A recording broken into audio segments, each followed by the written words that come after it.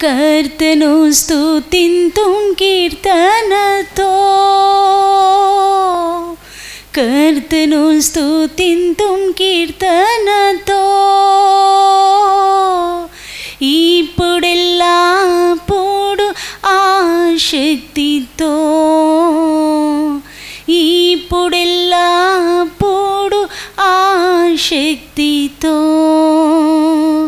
గడిచిన కాలము కను పాపవలెను గడిచిన కాలము కను పాపవలెను ఆయన మనలను కౌగిట కాచెనే ఆయన మనలను కౌగిట కాచెనే దీనుల మగు మనం స్తుతించెదము దీనుల మగు మనం స్తుతించెదము కర్తను స్తుతింతుం కీర్తనతో కర్తను స్తుతింతుం కీర్తనతో ఇప్పుడెల్లప్పుడు ఆశక్తితో ఇప్పుడెల్లప్పుడు ఆశక్తితో శోధన వేళలో హృదయ కలతతో శోధన వేళలో హృదయ కలతతో కుమ్మరించెను బలం కృపలో నిల్చుటకే కుమ్మరించెను బలం కృపలో నిల్చుటకే చెల్లించేదం స్తుతి ఎల్లవేళలా చెల్లించేదం స్తుతి ఎల్లవేళలా కర్తను స్తుతింతుం కీర్తనతో కర్తను స్తుతింతుం కీర్తనతో ఇప్పుడెల్లప్పుడు ఆశక్తితో ఇప్పుడెల్లప్పుడు ఆశక్తితో మార్గములందు శ్రమలొచ్చిన వేళ మార్గములందు శ్రమలొచ్చిన వేళ చల్లని మాట చే బలమునిచ్చితివే చల్లని మాట చే బలమునిచ్చితివే నాథుని పొగడేద మెల్లప్పుడు నాథుని పొగడేద మెల్లప్పుడు కర్తను స్తుతింతుం కీర్తనతో కర్తను స్తుతింతుం కీర్తనతో ఇప్పుడెల్లప్పుడు ఆశక్తితో ఇప్పుడెల్లప్పుడు ఆశక్తితో భారములాచి మనసు కృంగిన వేళ భారములాచి మనసు కృంగిన వేళ తల్లి కంటేను హెచ్చు ఆదరణిచ్చెను తల్లి కంటేను హెచ్చు ఆదరణిచ్చెను స్తోత్రము స్తుతి పాడి ఆర్భటించెదా స్తోత్రము స్తుతి పాడి ఆర్భటించెదా కర్తను స్తుతింతుం కీర్తనతో కర్తను స్తుతింతుం కీర్తనతో ఇప్పుడెల్లప్పుడు ఆశక్తితో ఇప్పుడెల్లప్పుడు ఆశక్తితో ఆదరణయులేక కలత చెందిన వేళ, ఆదరణయులేక కలత చెందిన వేళ, ఆదరించేను తన సువార్తామానముచ్చే, ఆదరించేను తన సువార్తామానముచ్చే,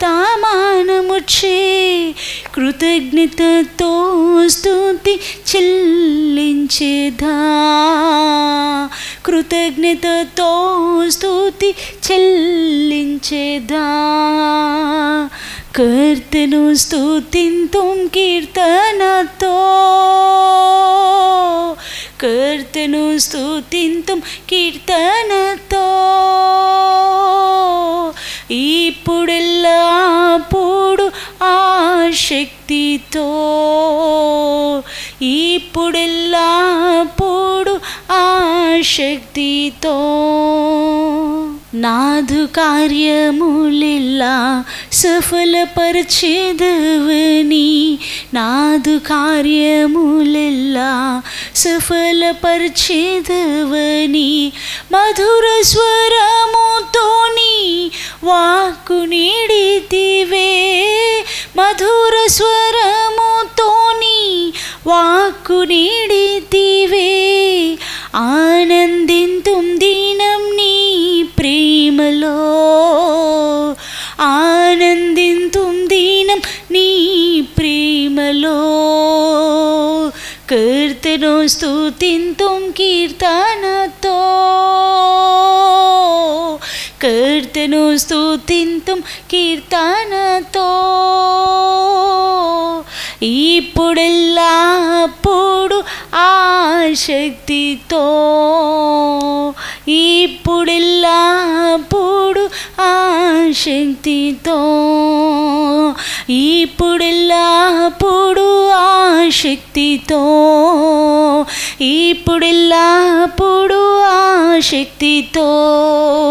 దీనుల మగుమనం స్తుతించెదము, దీనుల మగుమనం స్తుతించెదము, చెల్లించేదం స్తుతి ఎల్లవేళ, చెల్లించేదం స్తుతి ఎల్లవేళ. నాథుని పొగడెదమెల్లప్పుడు, నాథుని పొగడెదమెల్లప్పుడు, స్తోత్రము స్తుతి పాడి ఆర్భటించేదా, స్తోత్రము స్తుతి పాడి ఆర్భటించేదా, కృతజ్ఞతతో స్తుతి చెల్లించేదా, కృతజ్ఞతతో స్తుతి చెల్లించేదా. ఆనందింతుం దినం నీ ప్రేమలో, ఆనందింతుం దినం నీ ప్రేమలో, ఆనందింతుం దినం నీ ప్రేమలో, ఆనందింతుం దినం నీ ప్రేమలో.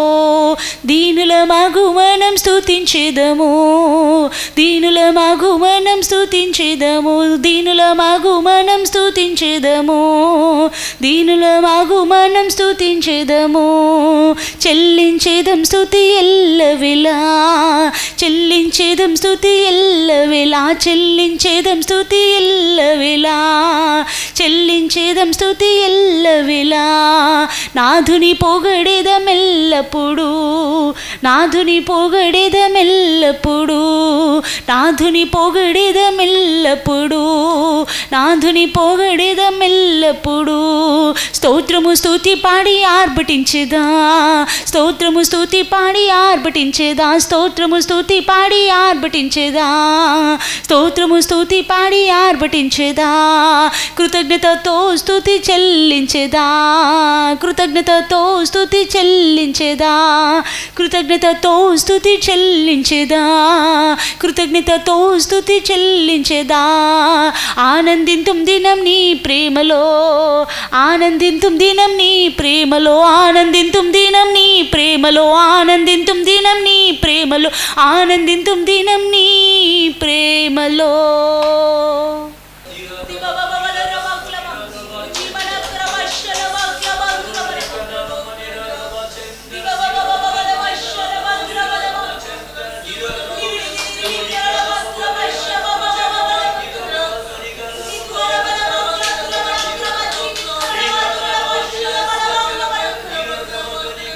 Viva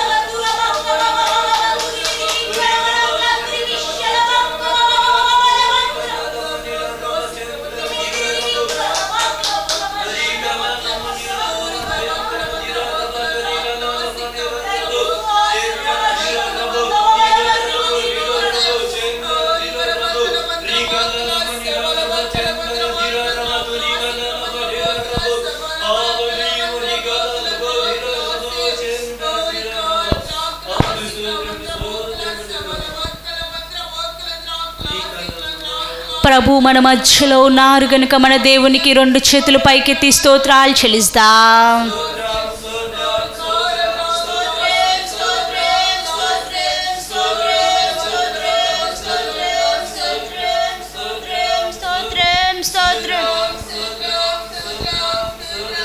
ఈ యొక్క పునరుత్థానపు దిన ఆరాధనలో పరిశుద్ధాత్మ దేవుడే మన మధ్యలో నివాసం చేస్తున్నారు గనుక స్తోత్రాలు చెల్లిద్దాం.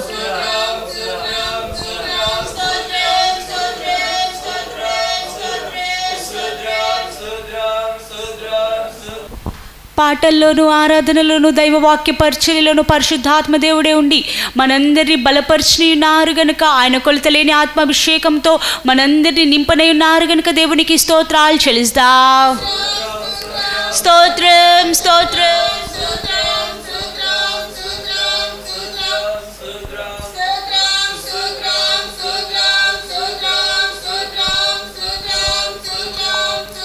దైవవాక్య పరిచర్య చేస్తున్న తన యొక్క దాసులను కొలతలేని ఆత్మాభిషేకంతో నింపి తన యొక్క దాసుని ద్వారా మనతో మాట్లాడనే ఉన్న తండ్రి అయిన దేవునికి స్తోత్రాలు చెల్లిద్దాం.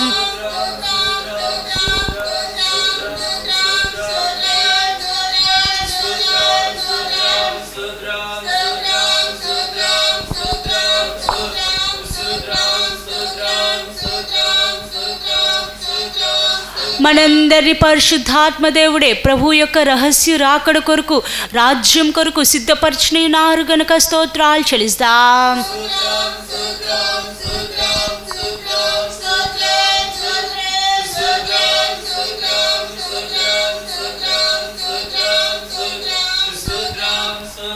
ఆమేన్. ప్రారంభ ప్రార్థన చేసుకుందాం.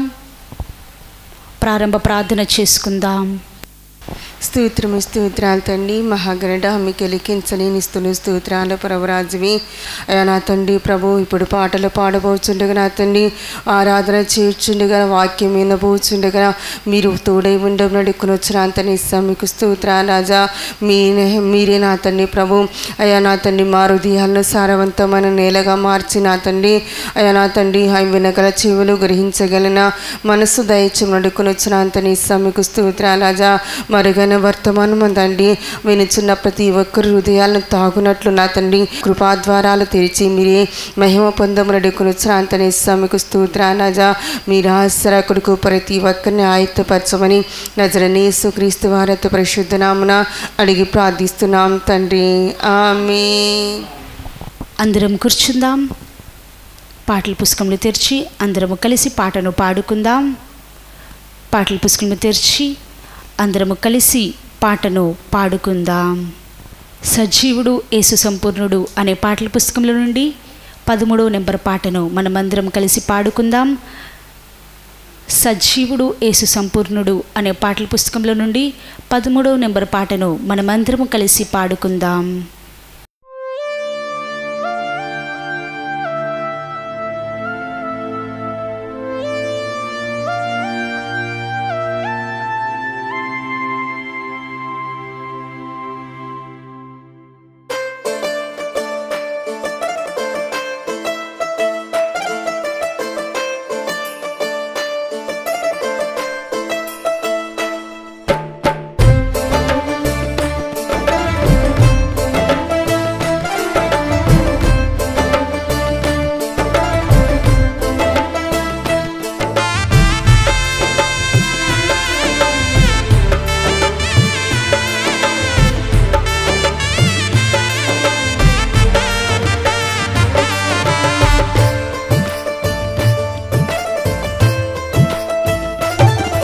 నీ మాట కోసం నా ప్రాణం ఆశ కలిగి కనిపెట్టుచున్నదయ్యా.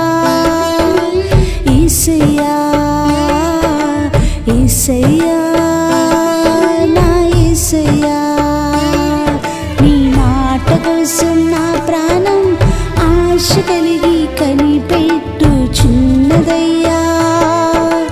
యేసయ్యా యేసయ్యా నా యేసయ్యా.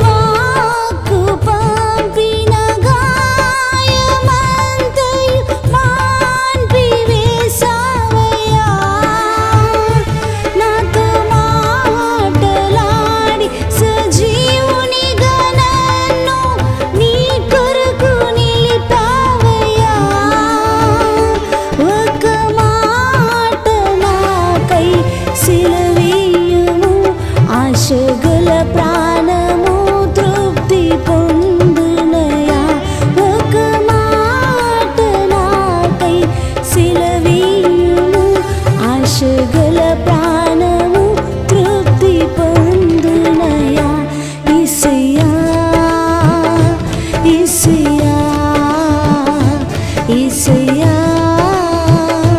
యేసయ్యా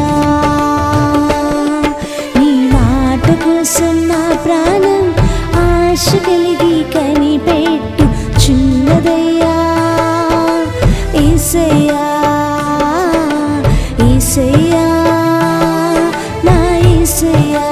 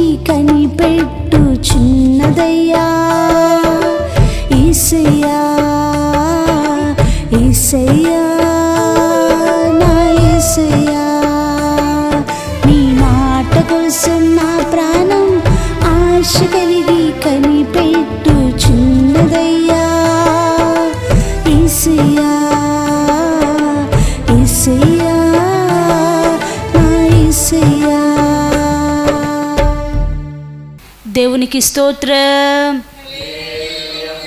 అందరం లేచి నిలిచి మనం ప్రభుని ఆరాధించుకుందాం. హల్లెలూయా హల్లెలూయా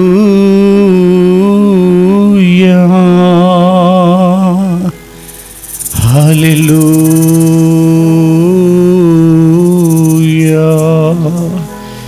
దేవుడు ఆత్మ కనుక ఆయనను ఆరాధించువారు ఆత్మతోనూ సత్యంతోనూ ఆరాధింపవలనని మన ప్రభువైన యేసుక్రీస్తు తెలియపరిచిన వార్తను బట్టి మనమందరం రెండు చేతులెత్తి మన ప్రభుని ఆరాధించుకుందాం. స్తోత్రం స్తోత్రం స్తోత్రం స్తోత్రం స్తోత్రం స్తోత్రం స్తోత్రం స్తోత్రం స్తోత్రం స్తోత్రం స్తోత్రం స్తోత్రం. హల్లెలూయా హల్లెలూయా హల్లెలూయా. ఈ బాబా బాబా బదినమా దిక్లతియల తునమన దిక్రతియశలదినమా తిరిక్లో తుని బిక్మౌతున. హల్లెలూయా.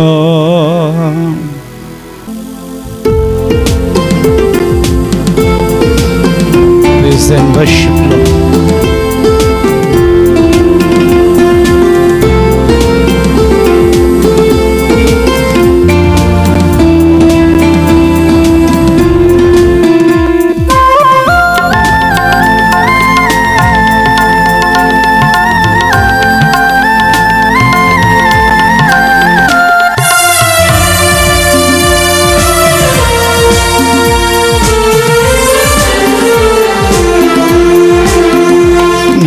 నీతిమంతుడవై ఉన్నందున మేమిది వరకు నిలిచి ఉన్నాము.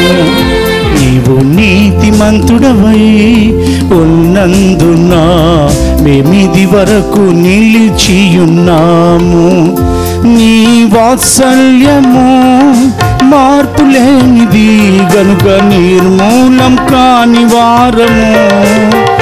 నీ వాత్సల్యము మార్పులేనిది కనుక నిర్మూలం కాని వారము. చేతులెత్తి సజీవులమై స్తుతించుచున్నాము, నీ సన్నిధిలో శేషించి ఉన్నాము. సజీవులమై స్తుతించుచున్నాము, నీ సన్నిధిలో శేషించి ఉన్నాము.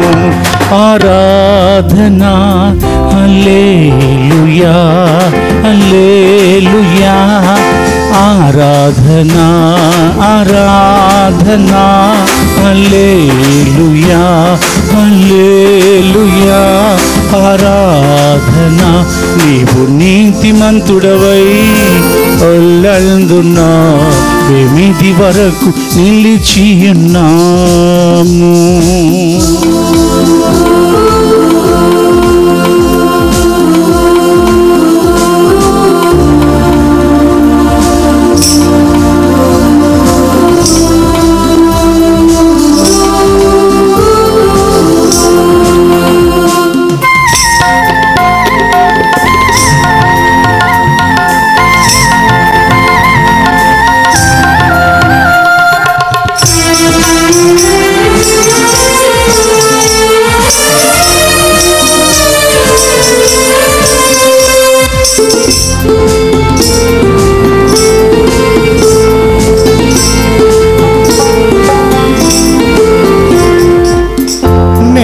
నడచిన మార్గములన్నిట ప్రాకారానివై దాచినందునా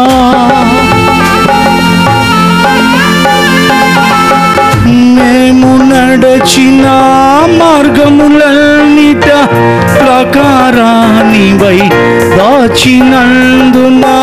మేము నడచిన మార్గములన్నిట ప్రాకారానివై దాచినందున. మమకారాల కౌగిలిలో కన్న తల్లివై ఓ దాచినందున. మమకారాల కౌగిలిలో కన్న తల్లివై ఓ దాచినందున.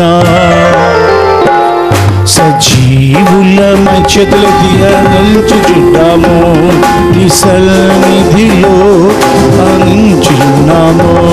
సజీవులమై స్తుతించుచున్నాము, నీ సన్నిధిలో శేషించి ఉన్నాము. ఆరాధనా హల్లెలూయా హల్లెలూయా.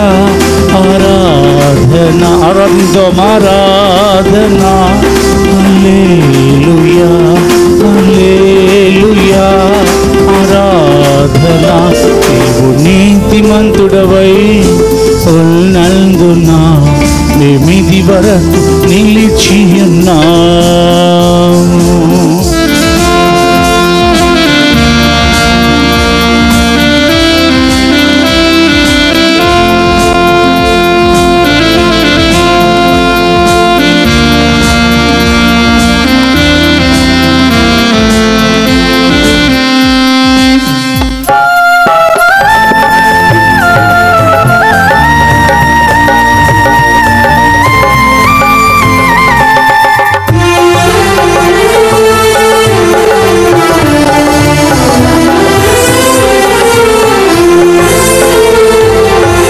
మరుగైయున్న సంగతులెన్నెన్నో బోధకుడావై నేర్పినందునా.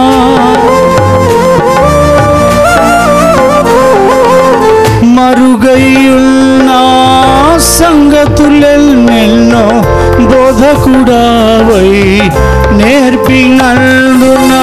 మరుగైయున్న సంగతులెన్నెన్నో బోధకుడావై నేర్పినందున.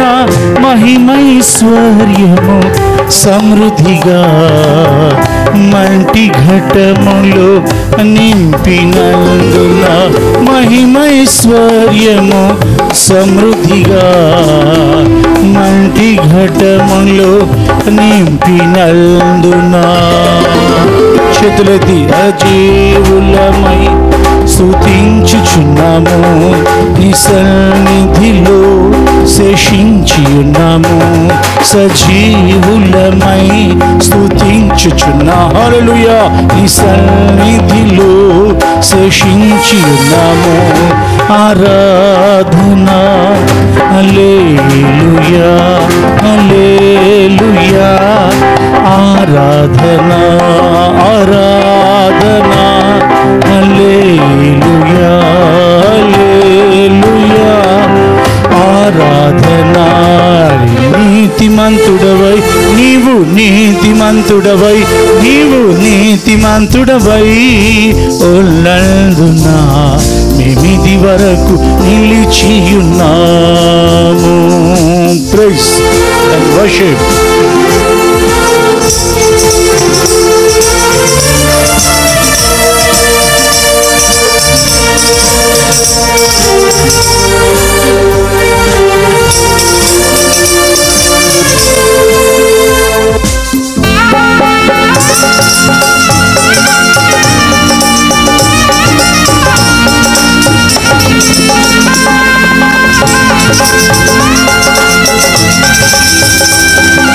దేవునికి మహిమ. హల్లెలూయా. ప్రైజ్. హల్లెలూయా.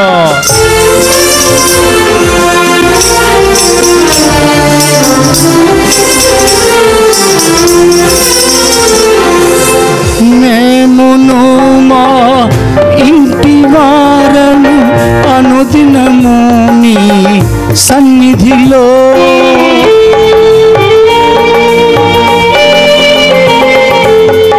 మేమును మా ఇంటి వారము అనుదినము నీ సన్నిధిలో మేమును మా ఇంటి వారము అనుదినము నీ సన్నిధిలో క్షేమం కలిగి అభివృద్ధి పొందుచు క్షేమము కలిగి అభివృద్ధి పొందుచు జీవించున్నట్లు దీవించినందున జీవించున్నట్లు దీవించినందున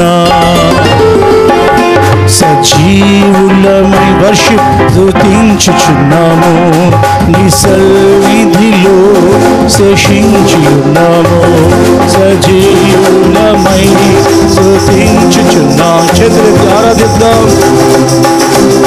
జీవించి ఉన్నాము సజీవులమై సజీవులమై సజీవులమై స్తుతించుచున్నాము నీ సన్నిధిలో స్తుతించుచున్నాము నీ సన్నిధిలో శేషించి ఉన్నాము నీవు నీతిమంతుడవై ఉన్నందున మేమిది వరకు నిలిచి ఉన్నాము నీవు నీతిమంతుడవై ఉన్నందున మేమిది వరకు నిలిచి ఉన్నాము నీ వాత్సల్యము నీ వాత్సల్యమా నీ వాత్సల్యమా మార్పు లేనిది కనుక నిర్మూలం కాని వారమో సజీవులమై స్తుతించుచున్నా హల్లెలూయా హల్లెలూయా హల్లెలూయా నీ సన్నిధిలో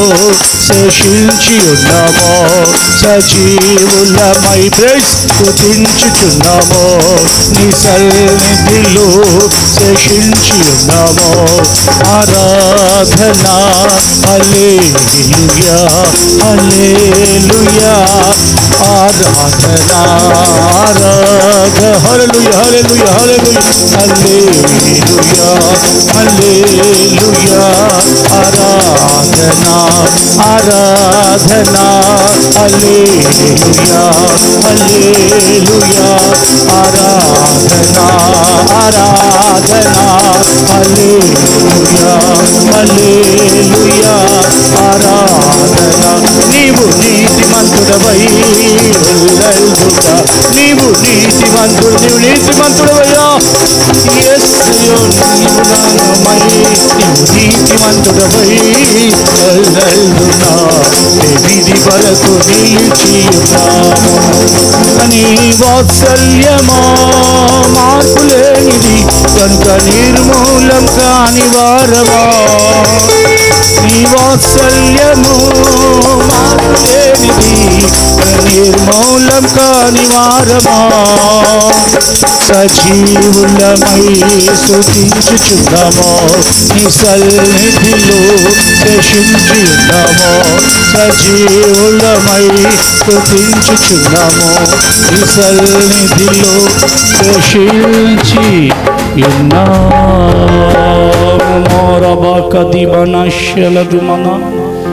ఇదిరిక్లత్యాల ఇక్రమ దినమన అన్య భాషలు మాట్లాడండి అందరూ. ఈ 2020 సంవత్సరపు జూలై నెల మొదటి దినం వరకు ఆయన నీతిమంతుడై ఉన్నందువలన మనల్ని సజీవులుగా ఉంచారు. ఆయన వాత్సల్యము ఎడతెగక మార్పు లేనిది కనుక నిలిచిచున్నది కనుక ఎందరో నిర్మూలమైపోయారు, కానీ మనం నిర్మూలం కాకుండా ఆయన ఎదుట ఆయన చాటున ఆయన మాటగా జీవించుచున్నాము. ఈ క్రబాదీశతియలతున మన కతున మన కతున మన బారి బకమతున రిదిక్లందర రిక్లబాద. We worship the blood of Jesus. ఊరిక్లబాతుని మీక్లతున. ఈ ఆరాధనలో పాల్పొందుతున్న వారందరి మీద నీ అమూల్యమైన రక్తంలో కొన్ని బిందువులు ప్రోక్షించు. మీ రక్తంలో జీవమున్నది, స్వస్థత ఉన్నది, కాపుదల ఉన్నది, జయం ఉన్నది. We to sprinkling the living blood of Jesus. Whoever watching this worship to this YouTube channel, Roma Dikra Timaklabo Dikraba, may the blood of Jesus be sprinkled upon them. Rosha Mandara Laturi Klabo. పరలోక తండ్రి చేతులున్న వారు చేతులెత్తి ఆరాధనా. హల్లెలూయా ఆరాధనా. ప్రభువైన యేసు ఆరాధనా ఆరాధనా. హల్లెలూయా. పరిశుద్ధాత్మ ఆరాధనా ఆరాధనా. హల్లెలూయా. ఆమేన్ ఆమేన్ ఆమేన్. ఏం కావాలి అడిగి ప్రార్థన చేసుకుందాం. నా నామన్న మీరు దేనిని అడిగిదురు తండ్రి కుమారుని యందు మహిమపరచబడుటకై దానిని చేతును. మీరు నా నామమున ఏమడిగినను నేను చేస్తానని ఆయన మాట ఇచ్చిన నమ్మకస్తుడైన దేవుడు. అడగండి మీకేం కావాలో.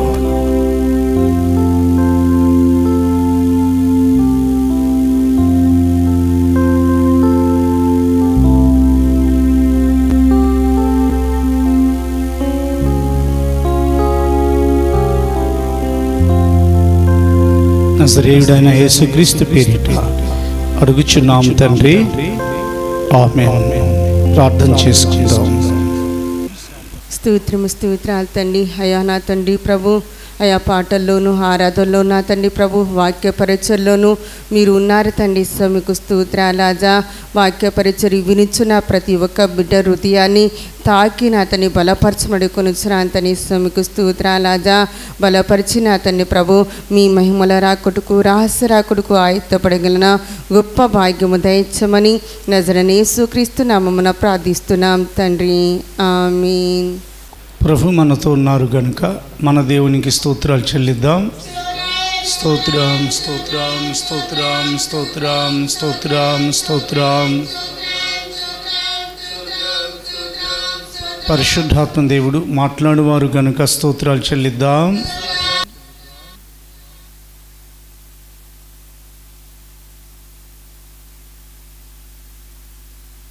మన ప్రభువును రక్షకుడైన యేసుక్రీస్తు వారి ద్వారా తండ్రి అయిన మన దేవునికి యుగాలలో ఆరాధన, స్తుతి, స్తోత్రములు, నమస్కారాలు, మహిమ, ఘనత, కీర్తి, ప్రభావాలు ఆరోపించుచు స్తోత్రాలు చెల్లిద్దాం.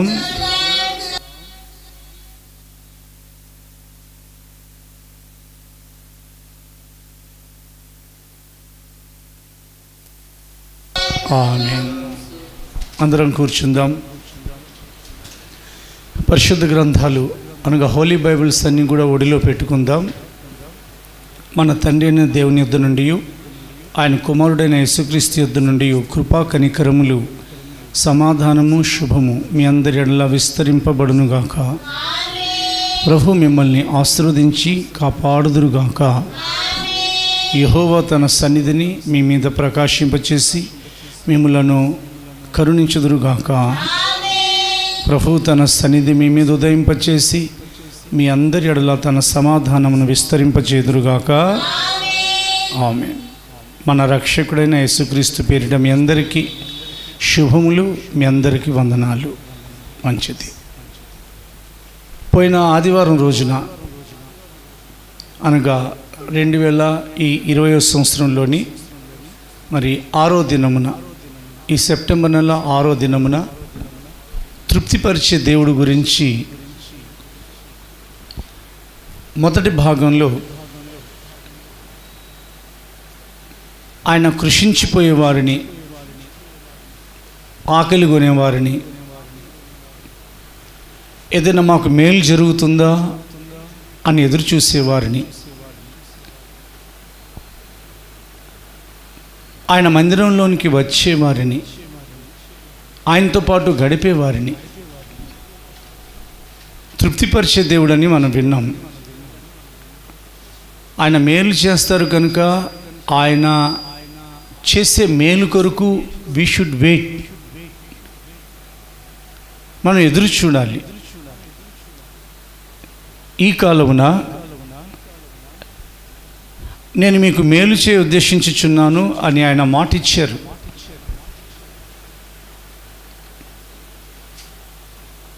ఆయన యొక్క కటాక్షం వలన ఆయన తృప్తి పొందించుచున్నారని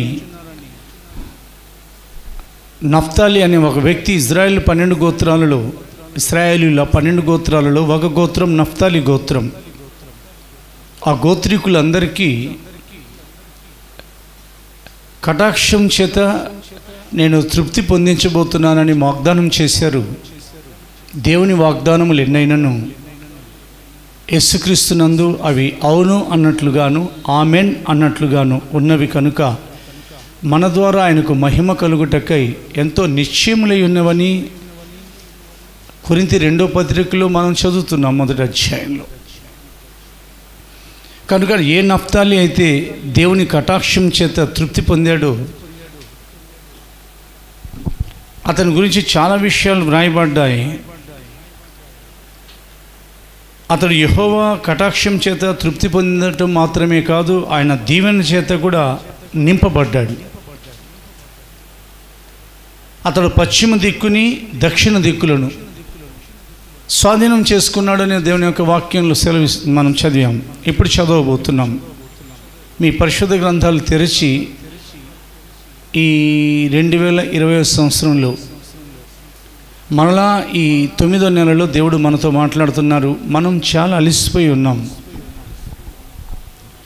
మన జీవితంలో తృప్తి కలిగించే పరిస్థితులు మన చుట్టూరు కనబడట్లేదు.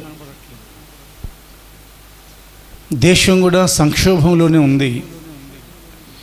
అధికారులు, పరిపాలకులు వారి వంతు వారు ఎంతో ప్రయత్నం చేస్తున్నారు. అయినా కానీ గడ్డు సమస్య, ఆర్థిక సంక్షోభం, అనారోగ్య పరిస్థితులు, నెమ్మది ప్రశాంతత దొరకని వాతావరణం, ఇంట్లో నుండి బయటికి వెళితే ఒక టెన్షన్, బయట నుంచి లోపలికి వచ్చినప్పుడు ఒక టెన్షన్, బయట తిరిగేటప్పుడు ఒక విచారం. ఇలాంటి పరిస్థితుల్లో దేవుడు ఆయన తన వాక్యం ద్వారా నేను మిమ్మల్ని తృప్తిపరచబోతున్నాను, కటాక్షం చేత అని మాట్లాడుతున్నారు. మీరందరూ దీనిని నమ్మండి. చదవబోయేటప్పుడు ఇది చదవబడుతుంది. మీ పరిశుద్ధ గ్రంథాలన్నీ జాగ్రత్తగా తెరిచి చూడండి. చదవబడే ప్రతి వాక్యాన్ని, చెవుల నుండి దేవుడు తన వాక్యాన్ని మన హృదయంలోనికి ఆయన పంపించే సమయంలో మనలా అది బయటికి రాకుండా మీ హృదయాలు మన హృదయాలు పరలోకపు మన్నా దాచిపెట్టుకుని మన ప్రభువైన దేవుని యొక్క మారని మాటను, ఆయన మాటలు మారవు, అమూల్యమైన ఆయన వాగ్దానములను దాచిపెట్టుకునే ఆ మన్నా పాత్రలాగా మార్చుకొని జాగ్రత్తగా మీ హృదయాలలో దేవుని యొక్క వాక్యాన్ని దాచిపెట్టుకోండి. ద్వితీయోపదేశకాండం తెరవండి. పరిశుద్ధ గ్రంథాన్ని తెరిచి ది బుక్ ఆఫ్ డిటోర్మనీ 33వ అధ్యాయం చాప్టర్ 33 23వ వచనం వర్స్ 23. నఫ్తాలీని గూర్చి ఇట్లనెనో, కటాక్షము చేత తృప్తి పొందిన నఫ్తాలి, యెహోవా దీవెన చేత నింపబడిన నఫ్తాలి, పశ్చిమ దక్షిణ దిక్కులను స్వాధీనపరుచుకునము. దేవునికి 2 చేతులు ఎత్తి స్తోత్రం చెప్పండి. తృప్తి గురించి వింటున్నాం. తృప్తి పొందించే దేవుని యొక్క వాగ్దానములను ఎలా నెరవేరుస్తూ వచ్చారో, ఎలా నెరవేరుస్తున్నారు, ఎలా నెరవేర్చబోతున్నారో చూస్తున్నాం, చూస్తున్నాం, చూస్తూనే ఉన్నాం, చూడబోతున్నాం. సమృద్ధికి లేని చోట్లో ఎవరైతే జీవించారో వారికి తృప్తి కలగదు. What the Bible says that నీవు మమ్మల్ని సమృద్ధి కలిగిన చోటికి నడిపించావు. ఒకానొక కాలంలో మనుషులు మా భుజం మీద ఎక్కేటట్లు జరిగింది. మనుషులు మా భుజాల మీద ఎక్కారు. మా నడుముల మీద చాలా గొప్ప భారం, బరువు ఉండిపోయింది. నరులు, నీవు బందీగృహంలో మమ్మల్ని ఉంచితివి, మా నడుముల మీద గొప్ప భారం పెట్టితివి. చూడండి, నరులు మా నెత్తి మీద ఎక్కున్నట్లు చేసితివి. మేము నిప్పులలోనూ నీళ్ళలోనూ పడితిమి, ఆయనను నీవు సమృద్ధి కలిగిన చోటికి మమ్మల్ని రప్పించి ఉన్నావు. ఆయన ప్రజలు నడిచి వచ్చిన అనుభవాలు, నిప్పుల్లో పడ్డారు, నీళ్ళలో పడ్డారు. నిప్పు కాల్చేస్తుంది, నీళ్లు ముంచేస్తాయి. వీళ్ళు నిప్పులో పడిన మనం కొన్నిసార్లు మన ప్రయాణంలో ఈ రోజు వరకు లేదా ఈ దినం వరకు మనం నడిచి వచ్చిన మార్గాలలో ఎదురైన ప్రతి విధమైన ప్రమాదాల్లో పడిన మాట వాస్తవమే. కొంచెం సెగ, ఆ పొగ మాత్రమే తగిలింది. కానీ ఆయన ప్రియుల్ని వాళ్ళు అగ్నిలో లేదా నిప్పులో పడినా కాలిపోనివ్వలేదు ఆయన. వాళ్ళు నీళ్ళల్లో పడినా కానీ మునిగిపోనివ్వలేదు ఆయన. నిప్పు శ్రమకు సూచనగా ఉన్నది. మీకు కలుగుతున్న మహాశ్రమలని దేవుని యొక్క వాక్యం సెలవిస్తుంది. నీళ్లు శోధనలకి గుర్తుగా ఉన్నాయి. అగ్ని వంటి శోధనలు మీకు కలిగాయి అని కూడా బైబిల్ సెలవిస్తుంది. వారిని ఆయన నడిపించారు. బందీగృహంలో వారు ఉన్నారు. నరులు కొంచెం భారము, బరువులు పెట్టారు నెత్తి మీద. అయినప్పటికీ వారు అలాంటి అనుభవాలు దాటి 2020వ సంవత్సరంలో ఇలాంటి అనుభవాలు కూడా మనం నడుస్తూనే ఉన్నాం. కరోనా మీదే టార్గెట్ చేయమాకండి. కరోనా రాకముందు ఈ లోకంలో అనేకమైన వ్యాధులు వచ్చాయి. ఆ కాలంలో కూడా ఆయన పరిశుద్ధులు జీవించుతూ వచ్చారు. దేశాలని వణికించే, రాజ్యాలను భయపెట్టి, జనములను కలవరపరిచే పలు విధాలైన ప్లేగ్స్, డిజీజెస్, వైరల్ ఫీవర్స్. ఇప్పుడు ఎంతో అప్డేటెడ్ అయిపోయింది సైన్స్. చాలా ఎదురొచ్చాయి. అవన్నీ దాటుకుంటూ మన పితరులు ఏ దేవుణ్ణైతే మనం ఆశ్రయిస్తున్నామో, ఏ ప్రభువునైతే మనం నమ్ముకుని ఉన్నామో, ఎవరి చాటునైతే మనం నివాసం ఏర్పరచుకున్నామో, మీరు ఎవరి చాటును నివాసం చేయుచున్నారో జ్ఞాపకం చేసుకోనండి.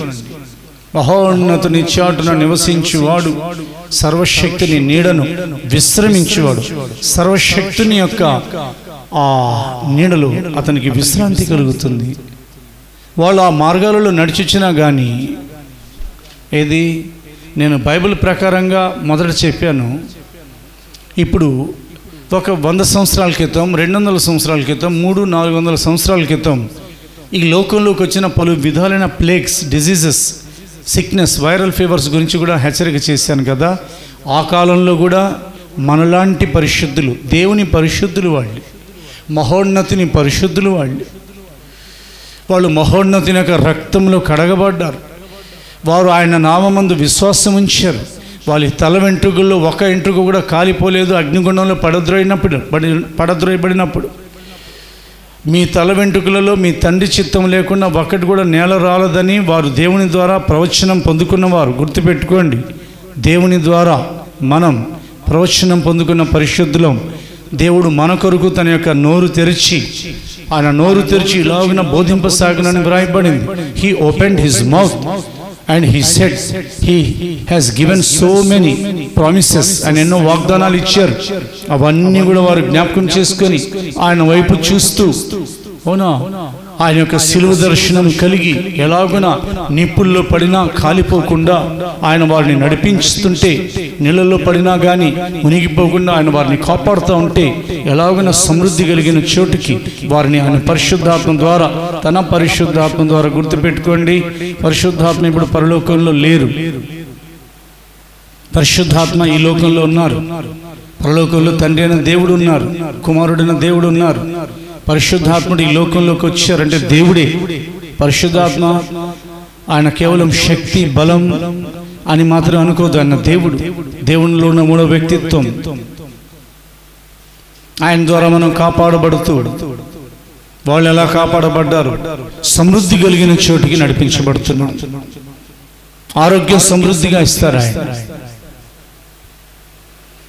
ఉద్యోగంలో కానీ, వ్యాపారాల్లో కానీ, కష్టార్జితాల్లో కానీ, అవి పొలమైనా, అది ఒకవేళ అది తోటైనా కానీ, అది పశువుల పెంపకం అయినా కానీ, లేదా అది ఒకవేళ మరి ఏదైనా కానీ, సమృద్ధిని ఇచ్చే దేవుడు ఆయన.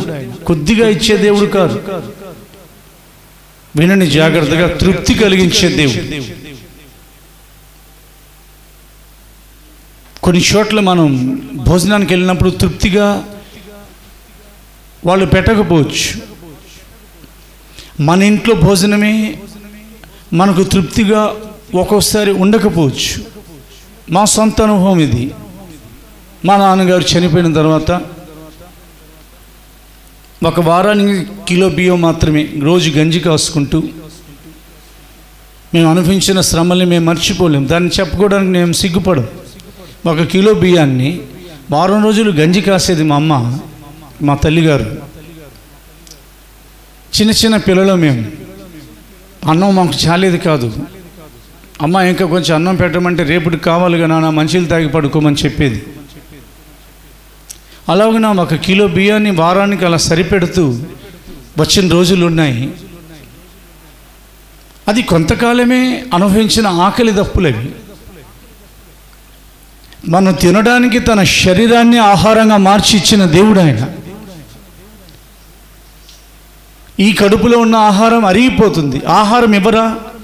ఏ ఆహారం అయితే ఆయన మనకిస్తున్నారు, ఆయన నోటి మాట, హిజ్ వర్డ్, ఆయన నోటి మాట ఆయన ఆహారమై ఉంది. మన దేవుడు ఏది మాట్లాడినా అది ఆత్మకు ఆహారంగా ఉంటుంది కదా. ఆయన నోటి మాటను, ఆ తర్వాత సిలువ మీద ఆయన శరీరాన్ని మనకు ఆహారంగా ఇచ్చిన దేవుడు మన కడుపుకు ఆహారం ఇవ్వరా మనం భుజించడానికి? ఎందుకు చెప్తున్నానంటే, కొన్నిసార్లు మన ఇంట్లో పరిస్థితులు బాగోలేనప్పుడు, ఆర్థికలు ఏమన్నప్పుడు మనకు సరిగ్గా తృప్తి కలగదు. మంచినీళ్ళు తాగి సరిపెట్టుకునే వాళ్ళు కూడా ఉంటారు. మేము సరిపెట్టుకున్నాం ఆ రోజుల్లో. అలాగే మీలో కూడా ఎవరైనా కానీ అలాంటి కరువు గుండా నడిచారు, అంతే. కరువులో నిలిచిపోలా. స్తోత్రం చెప్పండి గట్టిగా. కరువులు గుండా నడిచాం, కరువులో నిలిచిపోలే. ఎందుకంటే తృప్తి కలిగించే దేవుడు. ఎవరికి తృప్తి కలిగిస్తారు? ఆకాశ పక్షులు కొన్ని కోట్ల పక్షులు తినుచున్నా కానీ తృప్తి కలుగుతున్నాయి. చూడండి ఆకాశ పక్షులను, వాటికి లీడర్ ఎవరు ఉండరు, వాటిని పిలిచి ఆహారం ఎవరు పెట్టరు. అయినను ఆకాశ పక్షులను చూడుడి, ఆయన వాటిని కూడా మీ పరలోకపు తండ్రి వాటిని కూడా పోషించుచున్నారు. సృష్టించారు కనుక పోషించే పోషకుడు ఆయనే. మనల్ని నిర్మించారు కనుక మనకి తృప్తి కలిగించే దేవుడు ఆయనే. సమృద్ధి ఇవ్వబోతున్నారు ఆయన. గడిచిపోయిన కాలాన్ని బట్టి వ్యాకుల పడమాకండి, దానివల్ల మీరు అనవసరమైన బలహీనతలు పడతారు. రాబోతున్న మేలుల గురించి మాత్రం కనిపెట్టుండండి. రాబోయేది మేలుల కాలం. హల్లెలూయా. ఆయన వైపు చూస్తూ ఉండండి. తాను సెలవిచ్చిన వాగ్దానాలు నెరవేర్చే రోజు వరకు కనిపెడతా ఉండండి. ఇప్పుడు చదవబోతున్నాం. ఆయన తృప్తి కలిగిస్తూ కటాక్షం చేత, దయ చేత, కనికరం చేత, ఆయన యొక్క జాలి చేత, ఆయన కృప చేత, ఆయన వాత్సల్యం చేత ఆయన అలా తృప్తి కలిగిస్తూ మనం 3 అనుభవాలు దాటి 4 అనుభవాల్లోకి వెళ్ళబోతున్నాం. ఆ 3 అనుభవాల్లో మొట్టమొదటిగా పోయిన ఆదివారం దినమున మనం నేర్చుకున్న అనుభవాలలో మొదటి అనుభవం, మేలుతో తృప్తి పొందిస్తారు ఆయన. ఎలాంటి మేలు చేస్తారంట? పక్షిరాజు యవనం క్రొత్త దగుచున్నట్లుగా ఆయన నీ యవనాన్ని క్రొత్తగా మారుస్తారంట. చాలదా అది? డాక్టర్ని మార్చమనండి, మార్చరు. సృష్టికర్తకు తెలుసు ఎలాంటి యవన బలం ఇవ్వాలో. అది మోషేకిచ్చిన సత్తు అని, కాలేబుకి ఇచ్చిన బలం అని మనం చూడగలం. మేలుతో తృప్తి పొందిస్తారు ఆయన. కాబట్టి నీ ప్రాణంతో నువ్వు చెప్పుకున్నావా? ఈరోజు ఆరాధనలో మాత్రమే లేచి నిలవబడి ఆరాధన చేసావా? ప్రియ సహోదరి, ప్రియ సహోదరుడా, నా ప్రాణం ఆయన చేసిన ఉపకారములలో దేనిని మరొక దినం ఆయన ఎదుట ఈ ఆరాధన జరగాలి, అనుదినం జరగాలి. ఆయనకు కృతజ్ఞతాస్తుతులు చెల్లించే చేతులు, చెల్లించే నోరులు, లేదా చెల్లించేటప్పుడు ఎత్తబడే చేతులు, చెల్లించడానికి తెరవబడే నోరులు ఎప్పుడు కూడా బలహీనపడవు, అవి బలంగా ఉంటాయి. దేవుని ఎదుట నిలబడటం రేపటి నుంచైనా కానీ ప్రారంభించండి. ఈరోజు ఆదివారం ఆరాధన అయిపోయినాక ఆహారం తీసుకొని, మంచి భోజనం మీ ఇంటికి దేవుడు ఇచ్చారు మన కొరకు, తీసుకొని సిద్ధపడి మళ్ళా కొద్దిసేపు విశ్రాంతి తీసుకొని సాయంత్రానికి సిద్ధపడి కుటుంబంగా కూర్చొని నీ దేవుని తలంచుకొని టీవీ ముందు కూర్చొని చెత్త చెదారాల్ని చూస్తూ విలువైన ఆయుష్కాలం కరోనాలో కూడా పొడిగించబడినందుకు ఒక్కసారి కృతజ్ఞత హృదయాలతో ఇక నేను టీవీలో వచ్చి మొబైల్స్లో వచ్చి ఈ చెడుని వ్యసనాన్ని చూడనని ఒకే దర్శనం ఆడేవాడు దేవునికి ప్రియుడిగా ఉండడు. తన గురి వైపు అలాగే చూస్తూ ఉండేవాడు దేవునికి, చూస్తూనే ఉండేవాడు దేవునికి ఇష్టడై ఉంటాడు. చూస్తూనే ఉండండి మీ గురి. ఈరోజు సాయంత్రం కూడా ఇలాగ ప్రతిరోజు సాయంత్రం కూడా మీరు ఎప్పుడైతే ఫ్రీ అయిపోతారో భోజనానికి ముందు దేవునికి నైవేద్యం అర్పించండి. ముందు ఆయన భోజనం చేయాలి, తర్వాత మనం భోజనం చేయాలి. ఇది బైబిల్ చెప్తున్న సూత్రం, నేను చెప్పే సొంత మాటలు కాదు. ప్రతిరోజు సాయంత్రం, ఈరోజు సాయంత్రం అలా దేవుని వెతకండి. ఆయనకు ఏ రూట్లో, ఏ కోణంలో ఎలాగునా దేవుణ్ణి నువ్వు తృప్తిపరచగలవు, ఎలాగునా నువ్వు ఆయనకు సంతోషాన్ని కలిగించగలవు. ఏసీ కొనుక్కొని అది వేడిగాలి వస్తూ ఉంటే, ఫ్యాన్ కొనుక్కొని అది తిరగకపోతే చెప్పండి, కూలర్ కొనుక్కొని దాని నుండి సరైన చల్లదనం రాకపోతే అది కొనుక్కున్నందుకు ఎంత ఆ వ్యక్తికి ఇబ్బంది కలుగుతుందో, మనల్ని సృష్టించిన సృష్టికర్త మన వలన ఆయనకు సంతోషం కలగాలని సృష్టించారే కానీ నరులు ఆయనకు సంతాపం కలిగించారు. వారిలో నీవు ఉన్నావా? నేనున్నానా? చూసుకుంటూ ఉండాలి. మన వైపు నుండి ఆయన హృదయం నెప్పించబడకూడదు. హృదయపూర్వకంగా ఆయన ఎవరికి గాయమైనను, విచారమైనను, బాధైనను కలిగించే దేవుడు కారని బైబిల్ చెప్తుంది. కాబట్టి నేను దాన్ని నమ్ముతాను. అది నాకైనా, నీకైనా, మనకైనా హృదయపూర్వకంగా ఆయన విచారం నేనను, దుఃఖం నేనను కలిగించే దేవుడు కారు. మనం దుఃఖపడతా ఉంటే, బాధపడతా ఉంటే, గాయపడి ఉంటే మనల్ని చూచి సంతోషించే దేవుడు కారు ఆయన. మనల్ని స్వస్థపరిచి మనం సంతోషంగా ఉంటే, మన సంతోషంలో పాలు పొందే దేవుడు, మనం దుఃఖపడతా ఉంటే మన దుఃఖంలో షేర్ చేసుకునే దేవుడు మనతో మాట్లాడుతున్నారు. మేలుతో తృప్తిపరిచారు, ఆయన తృప్తిపరుస్తున్నారు, తృప్తిపరుస్తారు. అలా మేలు చేసిన దేవుడు ఆయుష్కాలం పొడిగిస్తూ ఆయన మందిరంలోనికి మనల్ని నడిపిస్తారు. యెరూషలేమా, ఇదిగో నీ యొక్క గుమ్మంలో మా పాదములు నిలబడుచున్నవి. యెరూషలేము అనగా ఆ కాలపు దేవుని యొక్క ప్రజల పట్టణం, దేవుడు కోరుకున్న స్థలం. యెరూషలేము ఈ కాలంలో క్రొత్త నిబంధన సంఘానికి సాదృశ్యమై ఉంది. ఆ యెరూషలేము గారిని తీసుకుని వస్తారు. దేవుని యొక్క మందిరమునకు మనల్ని తీసుకుని వచ్చేది దేని కొరకునంటే, ఆ మందిరంలో ఆనంద ప్రవాహం ప్రవహిస్తూ ఉంది. దాని పేరే ఆనంద ప్రవాహం. మందిరంలో సమృద్ధి ఉంది. ఆ ఆనంద ప్రవాహంలోని తీసుకొచ్చి ఆయన సమృద్ధిని కలిగిస్తారు, మేలుతో తృప్తిపరుస్తారు. ఆయన మందిరంలో ఉన్న సమృద్ధితో తృప్తిపరుస్తారు. మందిరంలోకి వస్తే నాకు ఏం దొరుకుతుంది, ఏం జరుగుతుంది అని మీరు ఆలోచించకుండా మందిరంలోనికి వస్తే నాకు మేలు కలుగుతుంది, సమృద్ధి కలుగుతుంది, నాకు ఆనందం కలుగుతుంది అని మీరు దీనిని పాజిటివ్గా తీసుకోండి. మందిరానికి వచ్చినా నాకేం జరగట్లేదు, లేదు లేదు లేదు. దేవుని యొక్క మందిరంలో సమృద్ధి ఉన్నది. మూడో భాగం, ఆయన కరువులో వారికి తృప్తి కలిగించే దేవుడై ఉన్నారు. కరువులు వస్తాయని బైబిల్ చెప్తుంది. అబ్రహాం కాలంలో కరువు వచ్చింది, ఇస్సాకు కాలంలో కరువు వచ్చింది, యాకోబు కాలంలో కరువు పంపబడింది. అయినప్పటికీ అబ్రహాము నాకు ఈరోజు భోజనం లేదే అని అబ్రహాం శారాలు ఎన్నడూ అనుకోలేదు. ఇస్సాకు రిబ్కాలకు అయ్యో ఎలాగ ఎవరి దగ్గరైనా వెళ్ళి భోజనం అడుగుదామా అని అనుకోలేదు. యాకోబు ఎప్పుడైతే కరువు ఎక్కువగా ఉన్నదో యోసేపు దగ్గరికి పంపడం జరిగింది. అది కూడా దేవుని యొక్క ప్రణాళికలో. వేరే ఎవరి దగ్గర ఆహారం లేకుండా ఐగుప్తుని పరిపాలిస్తున్న యోసేపు దగ్గరే సమృద్ధిగా ఆహారం ఉండేటట్లు యోసేపు కాలంలోనే విస్తారమైన పంటలు దేవుడు పండించి ఐగుప్తుని అతడు పరిపాలన చేయాలి, ప్రజలకు ఆహారం ఇవ్వాలి. కనుక లెక్కించడం కూడా అసాధ్యమైనట్టుగా ధాన్యాన్ని పండించారు ఆయన. అయినప్పటికీ యోసేపు యొక్క కుటుంబం పోషించబడింది. కరువులో మనల్ని మంచి గోధుమలతో తృప్తిపరుస్తానంటున్నారు ఆయన, కొండెత్తైనతో తృప్తిపరుస్తానంటున్నారు ఆయన. ఈరోజు విందాం, దీర్ఘాయుష్తో ఆయన తృప్తిపరిచే దేవుడై ఉన్నారు. చేతులెత్తి స్తోత్రం చెప్పండి.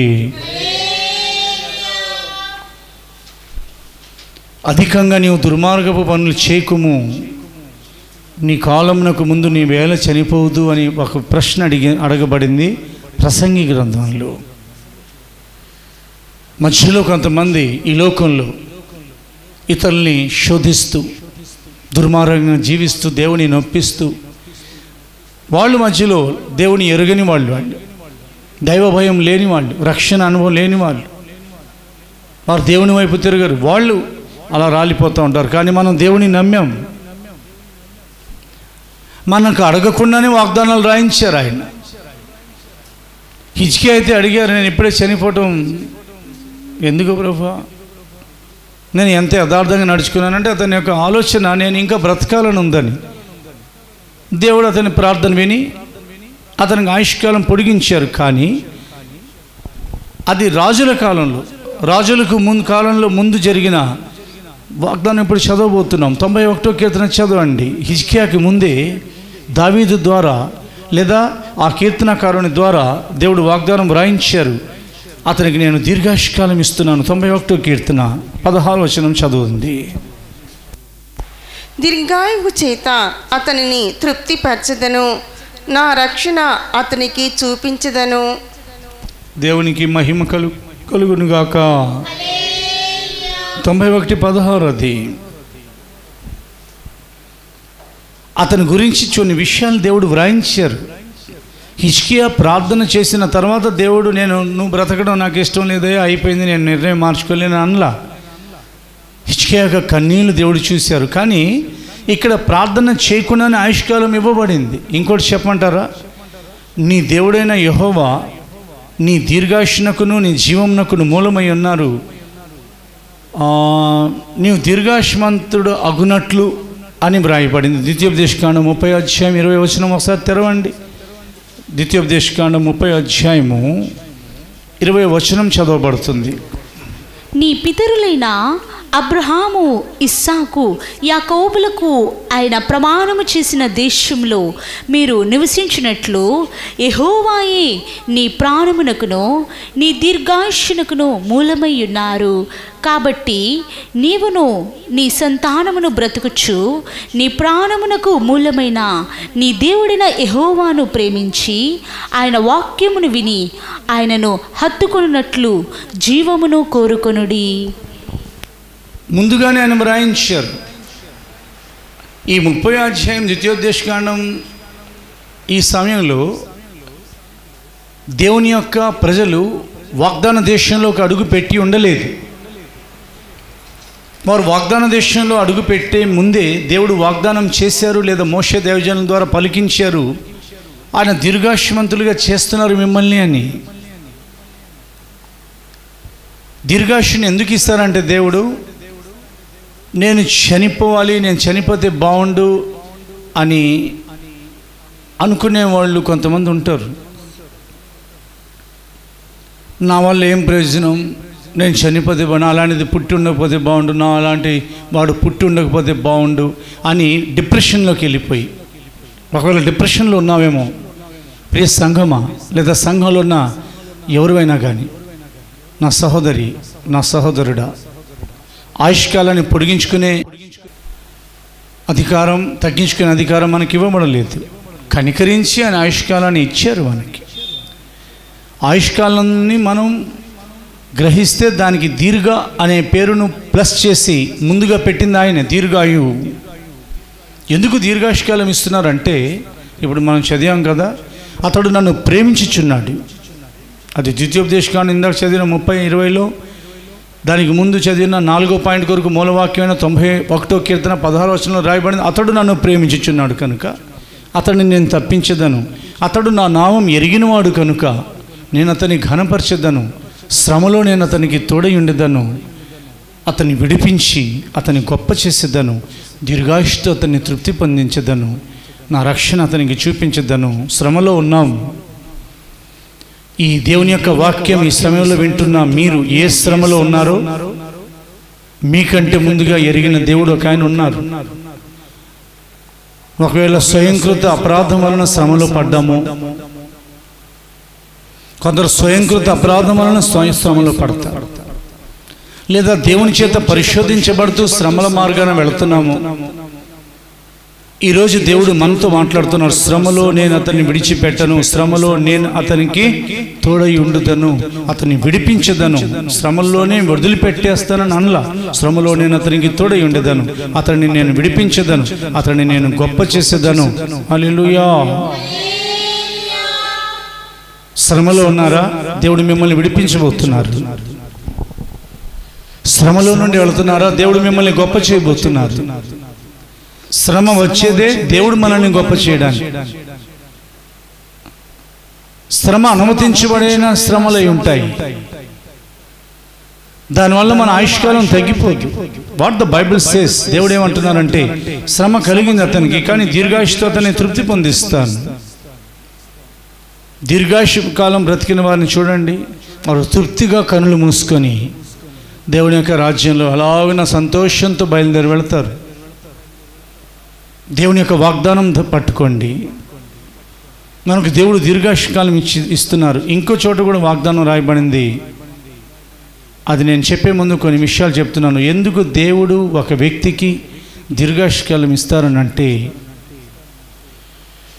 ఒకవేళ అతడు రక్షణ పొందని వాడైతే, అతడు మారుమనస్సు పొంది రక్షణ పొంది నీటి బాప్టిజం ద్వారా తన పాపములు కడుగుకొని దేవుని రాజ్యంలోకి వస్తాడని. సంఘంలో ఉన్న వ్యక్తికి, అది సేవకులమైన మేమైనా, లేదా ప్రపంచంలో ఉన్న సేవకులైనా, సేవకురాలైనా, విశ్వాసులైన మీరైనా, ప్రపంచంలో ఉన్న ఆయా సంఘాల్లో ఉన్న విశ్వాసులైన పరిశుద్ధులకైనా ఎందుకు దేవుడు దీర్ఘాయుష్కాలం ఇస్తారంటే, ప్రాముఖ్యమైన విషయాలు చెప్తున్నాను నేను. 1, 2, 3. మొట్టమొదటిది, వారు అప్పటి వరకు దేవుని కొరకు ఏం చేసి ఉండకపోవచ్చు, కానీ వారు దేవుని కొరకు కొన్ని పనులు చేయాలి, చేయడానికి తీర్మానం తీసుకోవాలి. ఒక సహోదరులు నాతో మాట్లాడుతూ అదే అన్నారు. కొంతకాలం తర్వాత చాలా ఉన్నతమైన ఉద్యోగంలో ఆయన ఉన్నారు. నాతో మాట్లాడుతూ ఆయన ఒక మాట అన్నారు. ఈ మధ్య కొంతకాలం తర్వాత, అన్నా నేను ఈ ఉద్యోగాన్ని ఇక మానేద్దాం అనుకుంటున్నాను. నేను దేవుని కొరకు ఏమీ చేయలేకపోయాను ఇప్పటి వరకు. ఉదయాన్నే 9ంటికి ఇంటి నుండి బయలుదేరితే 9ంటికి ఇంటికి వస్తాను. ఆయన కొరకు చేయడానికి ఏమీ లేదు నాకు. ఈ ఉద్యోగాన్ని నేను మాని నేను దేవుని కొరకు ఏమైనా చేయాలని ఆశపడుతున్నాను. నేను మీతో చెప్తున్నాను, ఉద్యోగం మానేసి మీరు దేవుని కొరకు ఏమైనా చేయడానికి ఇష్టం నేను చేయమని అనట్లేదు. ఆయన ఆలోచన అలాంటిది. ఎందుకంటే ఆయన ఇప్పటివరకు నేను దేవునికి ఏమీ చేయలేకపోయాను అని అంటే, ప్రియ దేవుని బిడ్డ, ఈ వాక్యం వింటున్న మీరు, దేవుడు మీకు నాకు మనకిస్తున్న దీర్ఘాయుష్కాలం దేని కొరకు అంటే, మొట్టమొదటి విషయం మనం ఆయన కొరకు ఏదైనా చేయాలి. ఏదైనా చేయాలి. ఏం చేయాలి ఆయన చెప్తారు. నువ్వు ఏ సంఘంలో విశ్వాసమైనా, ఈ సంఘం, ఈ house of Pentecost, Jesus tower, ఈ క్రైస్ట్ పవర్లో నీవు ఒకవేళ విశ్వాసమైనా, టీమ్ లీడర్వైనా, లేదా సేవలో ఉన్నా, నువ్వు దేవుని కొరకు ఏదైనా చేయాలి. దేవుని కొరకు ఫస్ట్ ప్రిఫరెన్స్ టు హిమ్. మొదటి ప్రాధాన్యత, మొదటి స్థానం ఆయనకు. రెండోది, ఎందుకు దేవుడు దీర్ఘాయుష్కాలం ఇస్తారంటే, మన కుటుంబంలో బాధ్యతలు కొన్ని ఉంటాయి. అవి మనం పరిపూర్ణం చేయాలి. లేకపోతే మనకి వినపడవు అవి. కానీ మన ఇంటి వారు తిట్టుకుంటూ ఉండొచ్చు, పూర్తి చేయకుండానే వెళ్ళిపోయారు అని, లేకపోతే దుఃఖపడుతూ ఉండొచ్చు. కాబట్టి మన బాధ్యతలు కొన్ని ఉంటాయి. ఇల్లు కట్టాలి, ఉదాహరణకి ఏదైనా వస్తువు కొనాలి, ఎవరితోనో మాట్లాడాలి, సెట్ చేయాలి, బిడ్డలు వివాహాలు చేయాలి, ఇలాగున కొన్ని బాధ్యతలు పూర్తవ్వాలి. మూడవదిగా, ఎందుకు దేవుడు దీర్ఘాయుష్కాలం ఇస్తారంటే, మనకు తృప్తి కలగాలి. అయ్యో నేను సగం ఆయుష్కాలంలోనే వెళ్ళిపోయాను అని అనకుండా దీర్ఘాయుష్షు నీకు ఇస్తున్నాను అని అన్నారు. ఏమన్నారో చెప్పమంటారా? ఇప్పుడు చెప్పే ముందు ఒక మాట మళ్ళా గుర్తు చేస్తున్నాను. దేవుని పని ఎక్కువగా చేయండి, దీర్ఘాయుష్మంతులు అవుతారు. దానికి ఒక ఉదాహరణ ఉంది. ఆమె పేరు అన్న. ఆమె దేవాలయాన్ని విడిచిపెట్టలేదు. ఆమె యెరూషలేము నుండి బయటికి వెళ్ళలేదు. ఆమె రేయిం మగలు ఉపవాసంతో ప్రభుని సేవించటం మానలేదు. యెరూషలేము యొక్క విమోచనం గురించి మాట్లాడుతున్న వారితో యేసు ప్రభు యొక్క రాకడ గురించి, అంటే ఆయన పుడతారని, మెస్సీ వస్తాడని మాట్లాడటం ఆపలేదు. ఆమె తన ఆయుష్కాలం దీర్ఘాయుష్మంతురాలైంది. ఆమె దేవుని యొక్క మందిరంలో, దేవుని యొక్క పట్టణంలో, ఆలయంలో, పట్టణంలో ఆమె పూర్తి చేసింది. దేవుని యొక్క పని పూర్తి చేయండి, మధ్యలో వదిలిపెట్టమాకండి. మీ మాటలు వింటున్న మీరు ఎవరైనా కానీ దేవుని యొక్క పని మధ్యలో వదిలిపెట్టేస్తే మనలో దేవుడు మిమ్మల్ని అడుగుతారు, చేయండి. రెండవదిగా, మీ బాధ్యతలన్నీ పూర్తి చేయండి.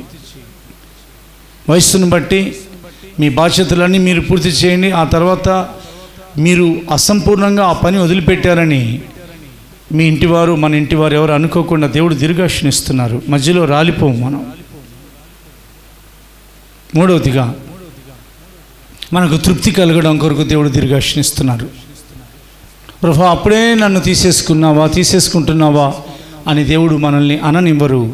ఆయన తాను చెప్పిన మాట, నా వలన నీకు దీర్ఘాయు కలుగును, నీవు జీవించే సంవత్సరాలు అధికములగును. చదవండి, ఆయన చెప్పిన మాట చదువుతున్నాం. సామెతల గ్రంథం, ప్రావెర్బ్స్ చాప్టర్ 9 verse 11, 9వ అధ్యాయం 11వ వచనం చదవబడుతుంది. నా వలన నీకు దీర్ఘాయువు కలుగును, నీవు జీవించు సంవత్సరములు అధికములగును. అది దేవుడిచ్చిన వాగ్దానం. సొలొమోన్ గురించి పరిశుద్ధ గ్రంథాన్ని తెరిచి, రాజుల మొదటి గ్రంథంలో ఇంచుమించుగా ఉంటుంది ఆ మాట. ప్రభు అయిన దేవుడు రాజైన సొలొమోన్కి కలలో ప్రత్యక్షమై ఆయనకి ఇచ్చిన వాగ్దానం. 3వ అధ్యాయం, రాజుల మొదటి గ్రంథం 3వ అధ్యాయం 14వ వచనము. మరియు నీ తండ్రి అయిన దావీదు నా మార్గములో నడిచి నా కట్టడలను నేను నియమించిన ధర్మమంతటిని గైకొనినట్లు నీవు నడిచి వాటన్నిటినీ గైకొనిన ఎడల నిన్ను దీర్ఘాయుష్మంతునిగా చేసేదన నేను. దేవునికి 2 చేతులెత్తి స్తోత్రం చెప్పండి. హల్లెలూయా. ప్రభువైన దేవుడు మనతో మాట్లాడుతున్నారు. నీ తండ్రి నా ఆజ్ఞల్ని ఆచరించి నా కట్టడలన్నింటినీ గైకొన్నాడయ్యా, అందుకనే నేను అతన్ని దీర్ఘాయుష్మంతునిగా చేసినట్లుగా నీవు కూడా ఇలా చేస్తే, ఒక షరతు, దీర్ఘాయుష్కాలం దేవుడిచ్చి లోకంలో ఉంచేది అసలే దుష్టలోకం ఇది. మనం తిన్నగా నడుస్తున్నా కానీ కాదు కదా, ఇటు కాదు ఇటు పద అని మన త్రోవను తప్పించేవాళ్ళు మన పక్కనే ఉంటారు. జాగ్రత్తగా ఉండాలి. నువ్వు ఉద్యోగం చేసే చోట, వ్యాపారం చేసే చోట, నువ్వు కలిసి నివాసం చేసే చోట నిన్ను దేవుని యొక్క తిన్నని మార్గం నుండి తప్పించే వాళ్ళు ఉంటారు. అయినప్పటికీ దేవుడు నీకు చెప్పిన మార్గాల్లో ఆయన ఆజ్ఞల్ని ఆచరించి, ఆయన కట్టడలను అనుసరించి, ఆయన శాసనమును, ఆయన నిబంధనను గైకొని నువ్వు జాగ్రత్తగా నడుచుకొని దీర్ఘాయుష్మంతుడివై దేవుడు నీకు తృప్తి కలిగించిన మీదట ఈలోపు ఆయన రాకడొస్తే ఆయన రాకడలు నువ్వు అలాగున ఆయన ఎదుర్కోవడానికి సిద్ధపడి వెళ్ళడం కొరకు ప్రభు మనతో మాట్లాడుతున్నారు. మేలుతో తృప్తిపరిచి, మందిరంలో ఉన్న మేలుల చేత మరీ తృప్తిపరిచి, సమృద్ధిలోకి నడిపించి, కరువులో కూడా తృప్తిపరిచి, దీర్ఘాయుష్తో కూడా తృప్తిపరిచి, ఈ దీర్ఘాయుష్ కాలంలో మనం నడిచే ప్రయాణంలో, మనం చేసే యాత్రలో కొన్నిసార్లు కొన్ని చోట్ల అలసట కలుగుతుంది. నా జనులు అలసి ఉండగా అని దేవుడు అన్నారు. అమాలేకులైన వారు వాళ్ళ మీద పడ్డారు, వారు అలసిపోయారు అప్పుడు అని అన్నారు. దేవునికి తెలుసు ఆయన ప్రజలు బడలికతో అలసిపోతూ ఉంటారని. దేవునికి తెలుసు మనలో ఉన్న అలసట. కొన్నిసార్లు మనం అలసిపోతూ ఉంటాం. మన ఆత్మ సిద్ధంగా ఉన్నా కానీ మన శరీరాలు అలసిపోతూ ఉంటాయి.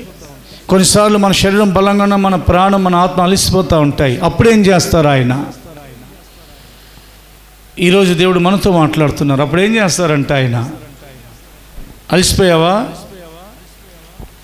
సరే, నీ చావు నువ్వు చావు అని అనే దేవుడు కారు ఆయన. అలసిపోయావా? నీ చావు నువ్వు చావు అనే దేవుడు కారు ఆయన. అలసిన వారి గురించి దేవుని యొక్క వాగ్దానం రాయబడింది. ఇదిగో మనం చదువుతున్నాం. ఇది 5వ భాగం. అలసిపోయిన మీతో నడిచి ప్రయాణం చేసి జీవించి ఆయన దర్శనం మారక, ఆయన యొక్క నామాన్ని స్తుతించడం ఆపక, ఆయన ఎదుట మోకరింపక, ఏ రోజు ఉండక మోకరిస్తూ ఆయన సన్నిధిని వెతుకుతూ ఆయన మార్గంలో నడుచుచున్న మనం కొన్నిసార్లు మన భారాన్ని బట్టి అలసిపోయేటప్పుడు ఆయన ఇస్తున్న వాగ్దానం, అలసి ఉన్న వారి ఆశను తృప్తిపరుస్తాను. స్తోత్రం చెప్పండి గట్టిగా. కొంతమంది అలా అలసిపోతారు. ఇక మా ఆశలు తృప్తి పొందవు అని అలసట వచ్చేస్తుంది. చదువుదాం. ప్రవక్త అయిన ఇర్మీయా గ్రంథం 31వ అధ్యాయము. వేదవాక్యాన్ని తెరవండి. 24వ వచనము. ప్రవక్త అయిన ఇర్మీయా గ్రంథం 31వ అధ్యాయం 24వ వచనము. అలసి ఉన్న వారి ఆశను తృప్తిపరచుదును, కృషించిన వారిని అందరినీ నింపుదును. స్తోత్రం చెప్పండి గట్టిగా. వారి యొక్క మార్గంలో ఎందుకు అలసట వచ్చింది? ఆయన ప్రజలు అలసినప్పుడు దేవుడు ఏం చేస్తారు? ఆయన ప్రజలు అలసినప్పుడు ఆయన ప్రజల శత్రువులు ఏం చేస్తారు?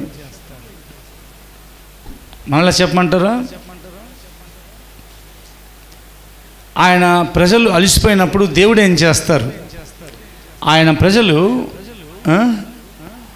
అలసిపోయినప్పుడు దేవుని ప్రజల శత్రువులు ఏం చేస్తారు అనేది మనం జాగ్రత్తగా పరీక్షించి చూసినట్లయితే చదవండి దేవుని యొక్క వాక్యంలో. సామ్యూయేలు మొదటి గ్రంథం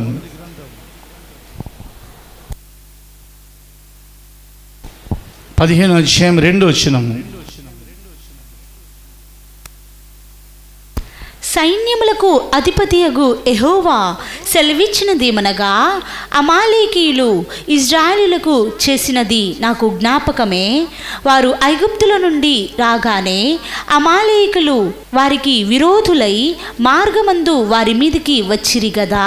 ఇంకో చోట అనువాదంలో రాయబడింది, నా జనులు నేను వారిని విడిపించి నడిపించేటప్పుడు కొద్దిగా ఐగుప్తులో నడకలేదుగా. ఐగుప్తులో బరువు మోతగంపలు మోసారు కానీ నడకలేదు. ఇప్పుడు ఐగుప్తు నుండి కానాన్ వరకు నడకే. ఇప్పుడు మనం నడుస్తున్న కాలం ఇది. కానీ యేసుతో కూడా నడుచుట నేర్పించారు ఆయన. పరిశుద్ధాత్మ దేవుని ద్వారా నడిపిస్తున్నారు ఆయన.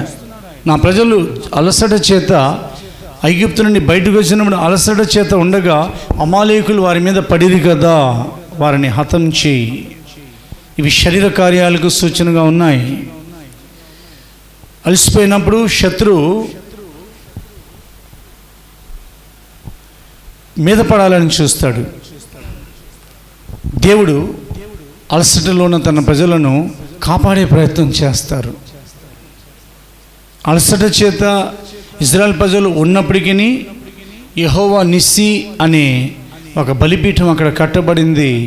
అమాలేకులు ఓడిపోయారు, దేవుని యొక్క ప్రజలు జయం పొందారు. యెహోషువకు జయం కలిగింది. మోషే చేతులు సూర్యుడు అస్తమించే వరకు నిలకడగా ఉన్నాయి. హూరు అహరోనులు మోషే యొక్క కుడి ప్రక్కన ఎడమ ప్రక్కన ఉండి ఆ కొండ మీద అతని చేతులను అలాగన ఎత్తి దిగకుండా పట్టుకున్నారు. అలసిపోయి ఉన్నారు ఆత్మీయాత్రలో. దైవసేవకుల చేతులు మీ కొరకు ఎత్తబడే ఉన్నాయి. మీతో పలకరించడం తక్కువే. ఇంతమంది విశ్వాసులకి ఒక్కొక్కరికి ఫోన్ చేసి బాగోగులు అడిగితే ఒక నెల రోజులు పట్టిద్ది.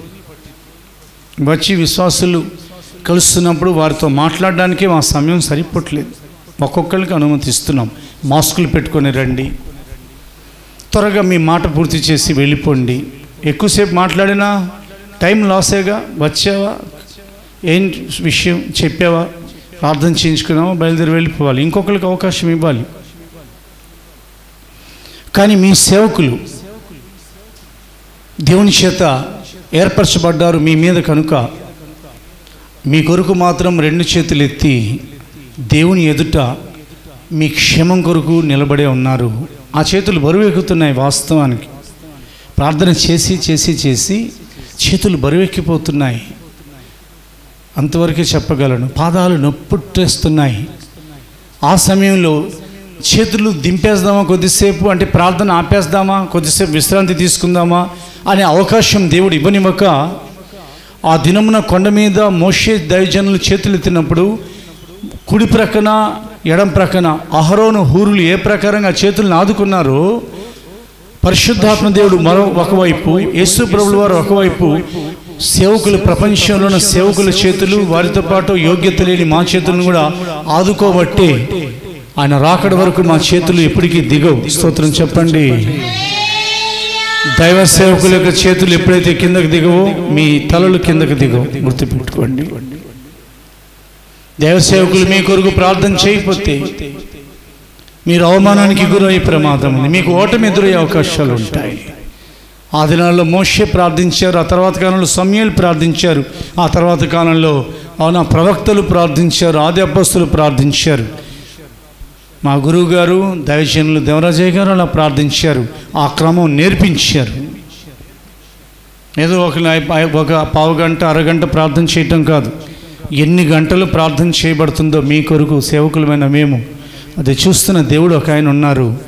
అవి రాస్తున్న దేవదూతల పరలోకంలో ఉన్నాయి. స్తోత్రం. మీరేదో ఇచ్చేస్తారని కాదు మేము ప్రార్థన చేసేది. ఈ ప్రార్థన మాకు ఇవ్వబడిన గురుతర బాధ్యత. It is our responsibility. రెండోది, ఈ ప్రకారంగా అయినా ఆయన ఎదుట నిలబడే అర్హత దొరికింది, ధన్యత దొరికింది. ఇది మా యొక్క భాగ్యమని ఎంచుకుంటున్నాం. మూడోదిగా, ఈ ప్రార్థనల కొరకు ఎంత అలిసిపోతున్నామో ఈ ప్రార్థన విషయమై అంతగా ఆయన చేత బలపరచబడుతున్నాం. దీని వలన అనేక గంటలు చేసే ప్రార్థన వలన, దేవుని ఎదుట నిలిచడం వలన రాబోయే కాలంలో సియోనులో ఆయనతో కూడా నిలిచి ముఖాముఖిగా ఆయనను చూచి ఆ భాగ్యం మాత్రం మేము పోగొట్టుకోమని రూఢిగా చెప్పగలుగుతున్నాం. హల్లెలూయా. మీ కొరకు ప్రార్థన చేసే సేవకులు ఉన్నారు, జ్ఞాపకం చేసుకొని ఒకసారి చాలు. ఆ ప్రకారంగా వారు అలసిపోయినప్పుడు దేవుని యొక్క ప్రజలు,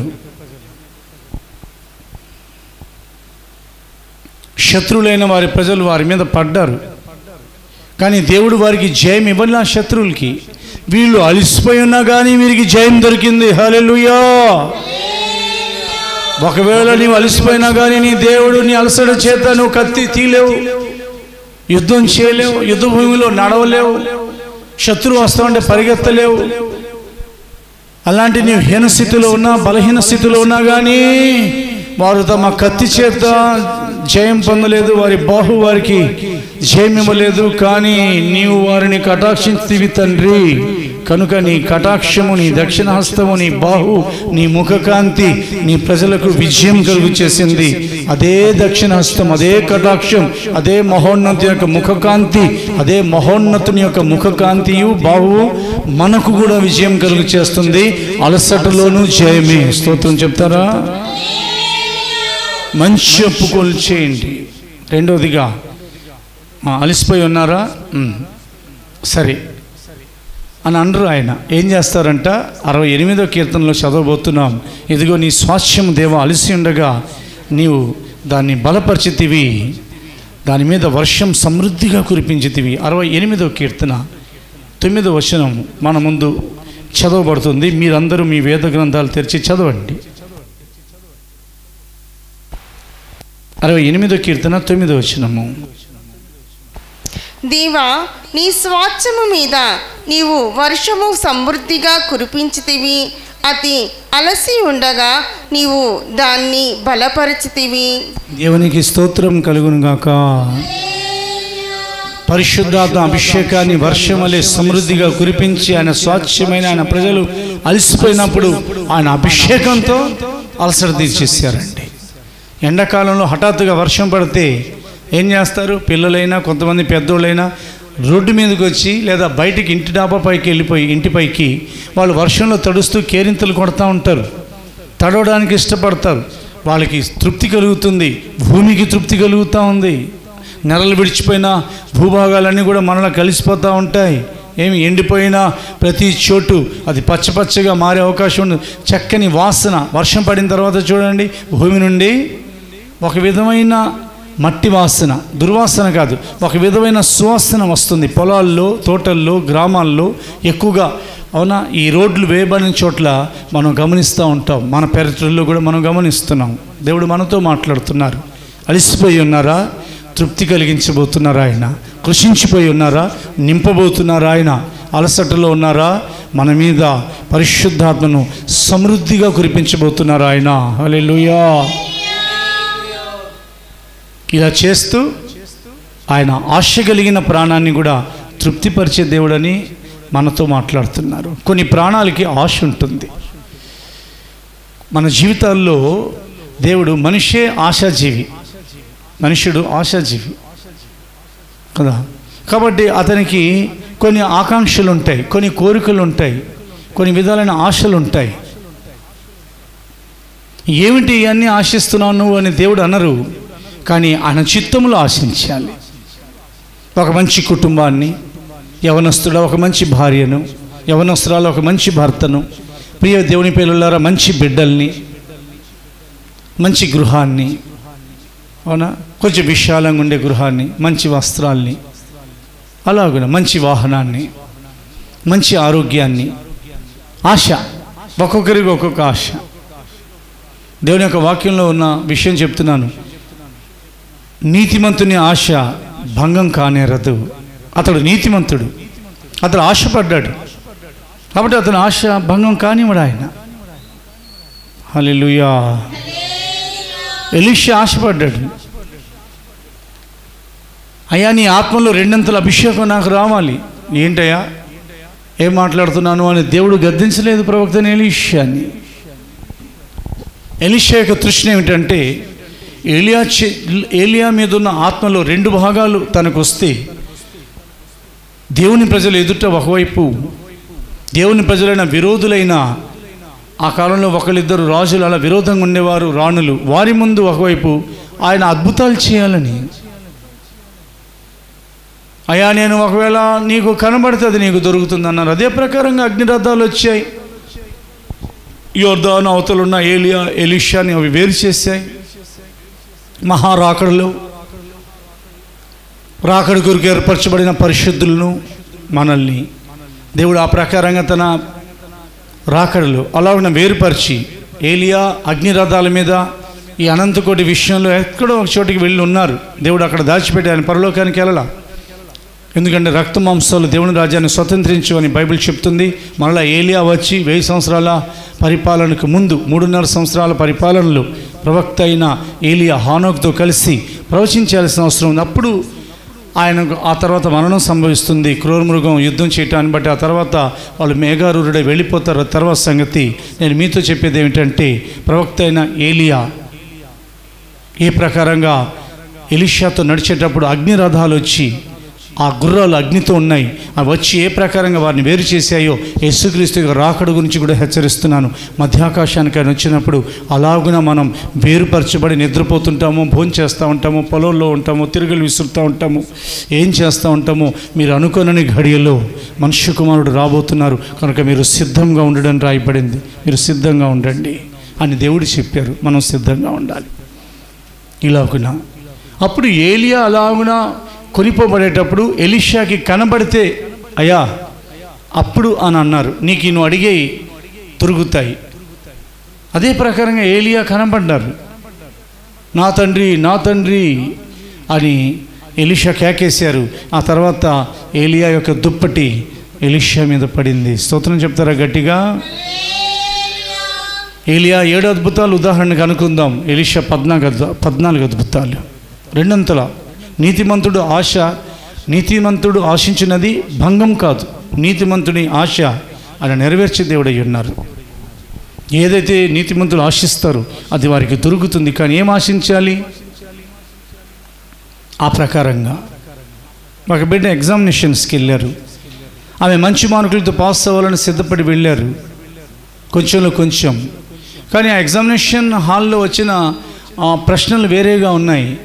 తనకు కొద్దివరకే రాసి వచ్చేసేసారు.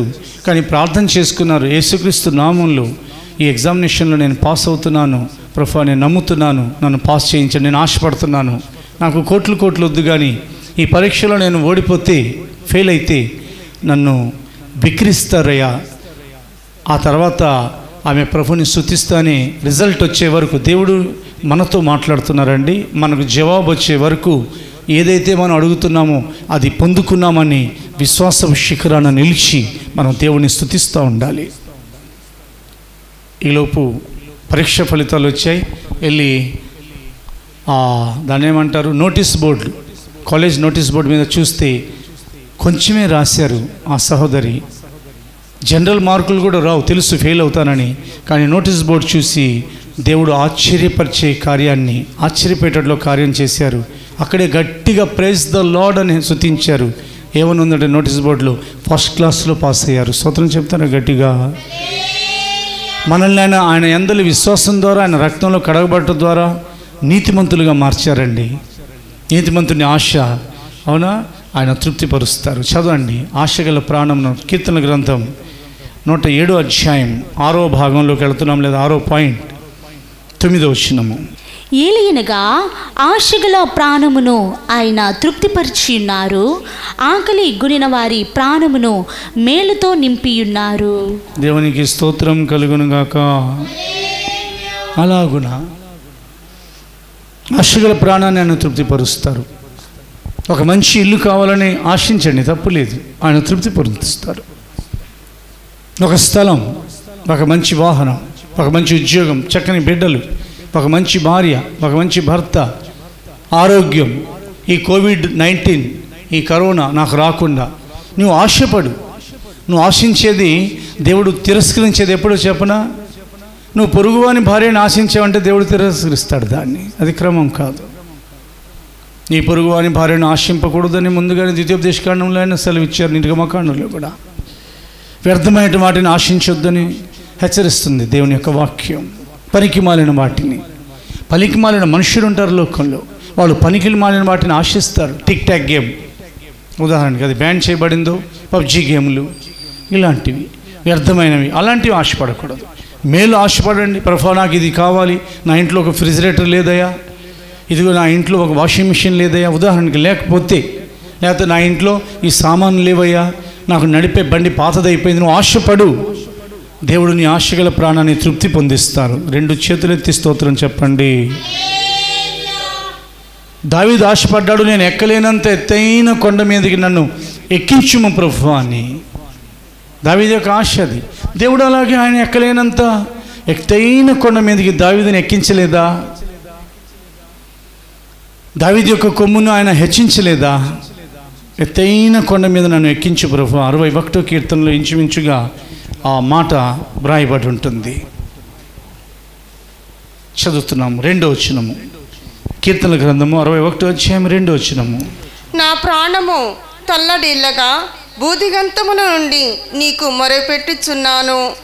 నేను ఎక్కలేనంత ఎత్తైన కొండపైకి నన్ను ఎక్కించుము. స్తోత్రం చెప్పండి గట్టిగా.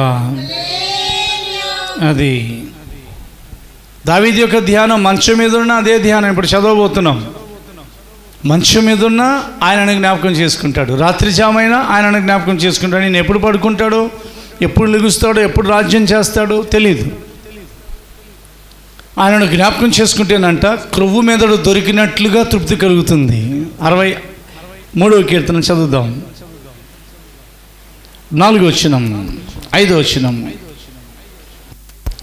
నా మంచము మీద నిన్ను జ్ఞాపకము చేసుకుని రాత్రి జాములయందు నిన్ను ధ్యానించినప్పుడు క్రొవ్వు మెదడు నాకు దొరికినట్లుగా నా ప్రాణము తృప్తి పొందుచున్నది. స్తోత్రం చెప్పండి గట్టిగా.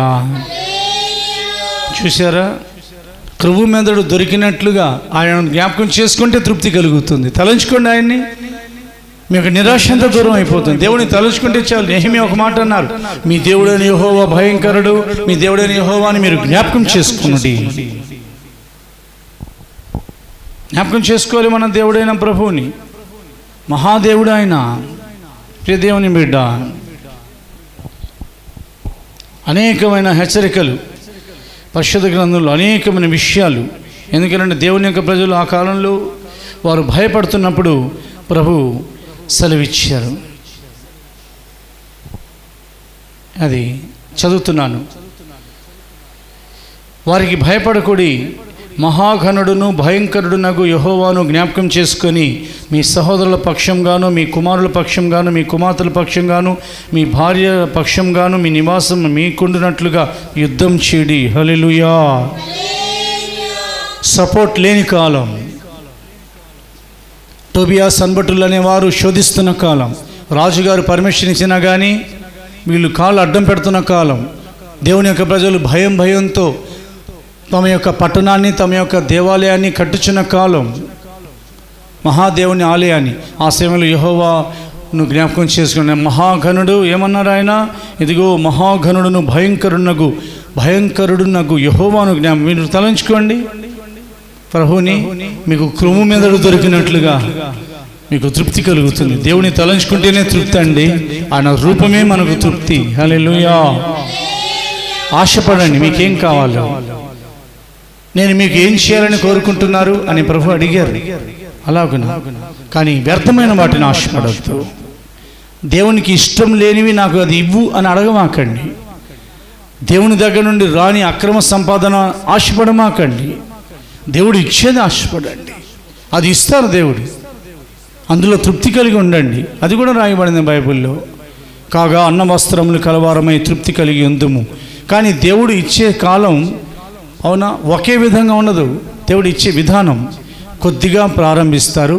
ఆ తర్వాత ఆయన చాలా క్రమక్రమంగా యెహోవా ఆ మనుషుడిని ఆస్వాదించాను కనుక అతడు మిక్కిలి గొప్పవాడాయను.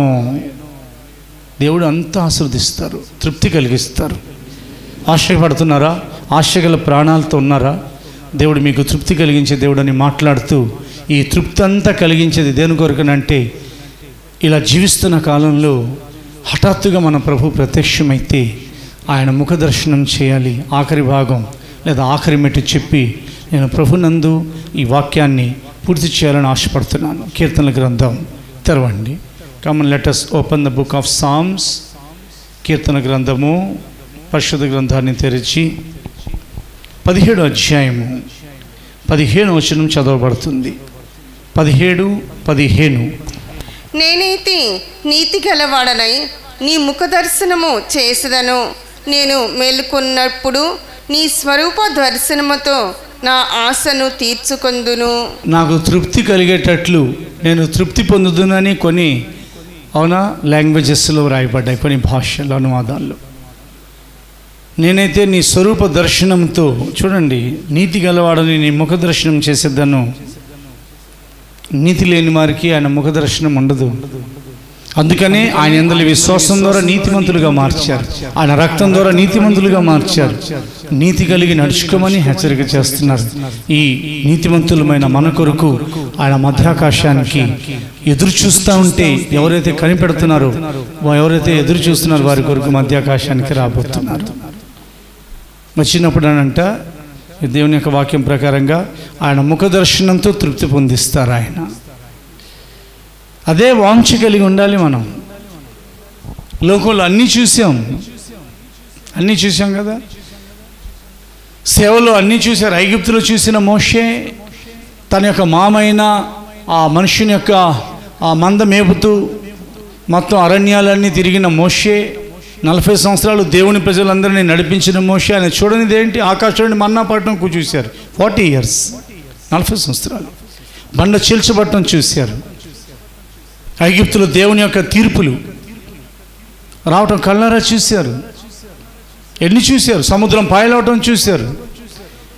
అవునా? ఇవన్నీ చూసిన మోషే ఆఖరులు ఏమన్నారు? దయచేసి నీ మహిమను నాకు చూపించు ప్రభువా. చూడలేదా మోషే?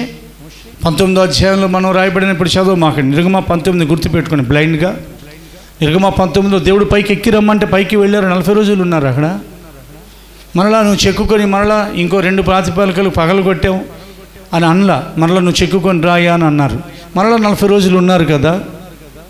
ఏమి అలాంటి దైవజనుణ్ణి మనం జాగ్రత్తగా పరీక్షించి చూస్తే ఏమడిగారంటే, లార్డ్ షో దై గ్లోరీ, నీ మహిమని నాకు చూపించు.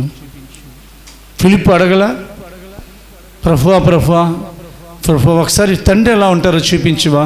బైబిల్ చెప్తుంది. ప్రభు వెంటనే స్పందించి కౌంటర్ ఆన్సర్ ఇచ్చారు. ఫిలిప్పు, నేను ఇంతకాలం మీతో కూడా ఉండలేదా? నీవు నన్ను చూచి ఉండలేదా? నన్ను చూచిన వాడు తండ్రిని చూచి ఉన్నారు.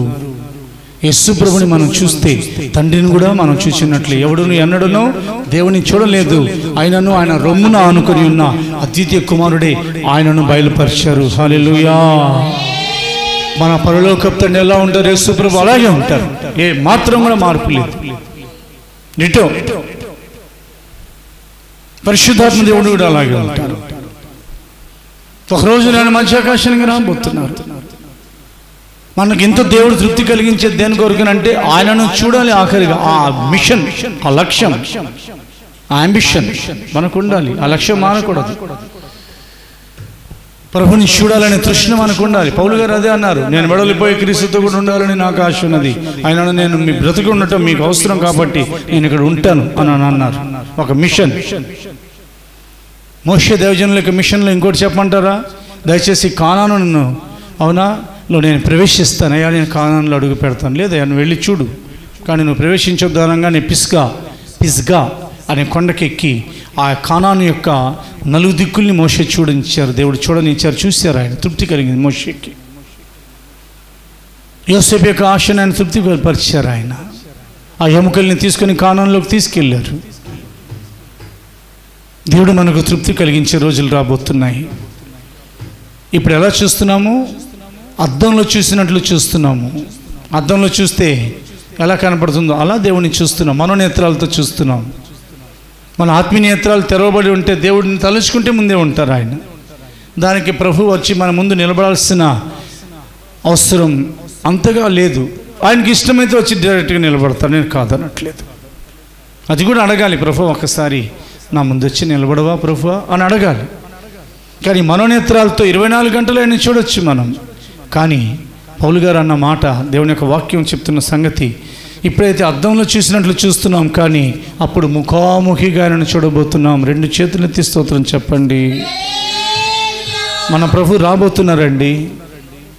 ప్రపంచానికి ముగింపు జరగబోతుంది చాలా త్వరగా. ఒక ప్రాంతానికి ముగింపు కాదు, ప్రపంచం ముగింపబడుతుందని పేతురు పత్రికలో హెచ్చరిక చేయబడింది.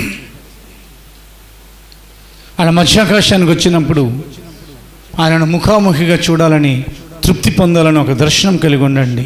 కొరింథీ మొదటి పత్రిక 13వ అధ్యాయము పరిశుద్ధ గ్రంథాన్ని తెరచి, కొరింథీ మొదటి పత్రిక 13వ అధ్యాయము 12వ వచనము. ఇప్పుడు అద్దంలో చూచినట్టు సూచనగా చూచుచున్నాము, అప్పుడు ముఖాముఖిగా చూతుము. ఇప్పుడు కొంత మట్టుకి ఎరిగి ఉన్నాను, అప్పుడు నేను పూర్తిగా ఎరుగబడిన ప్రకారముగా పూర్తిగా ఎరుగుదును. అలాగే ముఖాముఖిగా చూడబోతున్నాం. నేనైతే ప్రార్థనలో అడుగుతాను, ప్రభా నేను చూడటం వరకే అని మీ వేదవాక్యాలు చెప్తున్నాయి, కానీ మేమైతే ఒకసారి నిన్ను అలా కౌగిలించుకొని ముద్దు పెట్టుకుని ఆ ధన్యత మాకు ఇవ్వండి. ఇప్పుడైతే నీ పాదాలని ముద్దు పెట్టుకుంటున్నాం, నిన్ను స్తుతిస్తున్నాం. మా తలంపులో, జ్ఞాపకాల్లో, మా మనోనేత్రాలు ఎదుటున్న నిన్ను ఆ దినాన్న మిమ్మల్ని ముఖాముఖిగా మేము చూచి మిమ్మల్ని కౌగిలించుకొని హర్షిస్తూ, నీవేనా యేసు ప్రభువా, నీవేనా నా కొరకు రక్తం చిందించిన యేసు, నీవేనా నా కొరకు తిరిగి లేచిన యేసు, నీవేనా నీవేనా దేవుని కుమారుడువైన రక్షకుడు అని నిన్ను అవునా ఒకసారి ముద్దు పెట్టుకుంటాను ప్రభు అని మనస్ఫూర్తిగా మధ్యాకాశంలో మన ప్రభుని కౌగిలించుకుని అలా ముద్దు పెట్టుకునే అర్హత ఇమ్మని అడుగుతూ ఉంటాను నేను. అది నా పిచ్చి ప్రార్థన అనుకుంటారు, మంచి ప్రార్థన అనుకుంటారు. అది నాకు కావాల్సిన, నాకు నెరవేర్చవలసిన కోరికల్లో ఒక కోరిక, ఆత్మ సంబంధమైన కోరికలే ఇవన్నీ. తృప్తి కలిగించే దేవుడు అండి. ముగిస్తున్నాను. ప్రభునందు దేవుని యొక్క వాక్యం నేను సంపూర్ణం చేస్తున్నాను. కృషించిపోము మనం అలాగునా మాకేమీ లేదు ఏమీ లేదు ఏమీ లేదు అనం తృప్తి తీర మనం అవునా దేవుని చూడబోతున్నాం. ఈ లోకంలోనూ తృప్తే, మన ప్రయాణంలోనూ తృప్తి, రాకడ వరకు మనకు తృప్తి. నమ్ముదాం. We trust Jesus, we trust his promises. 7 మెట్ల మీద తృప్తి గురించి మనం విన్నాం. మనతో ప్రభు మాట్లాడారు.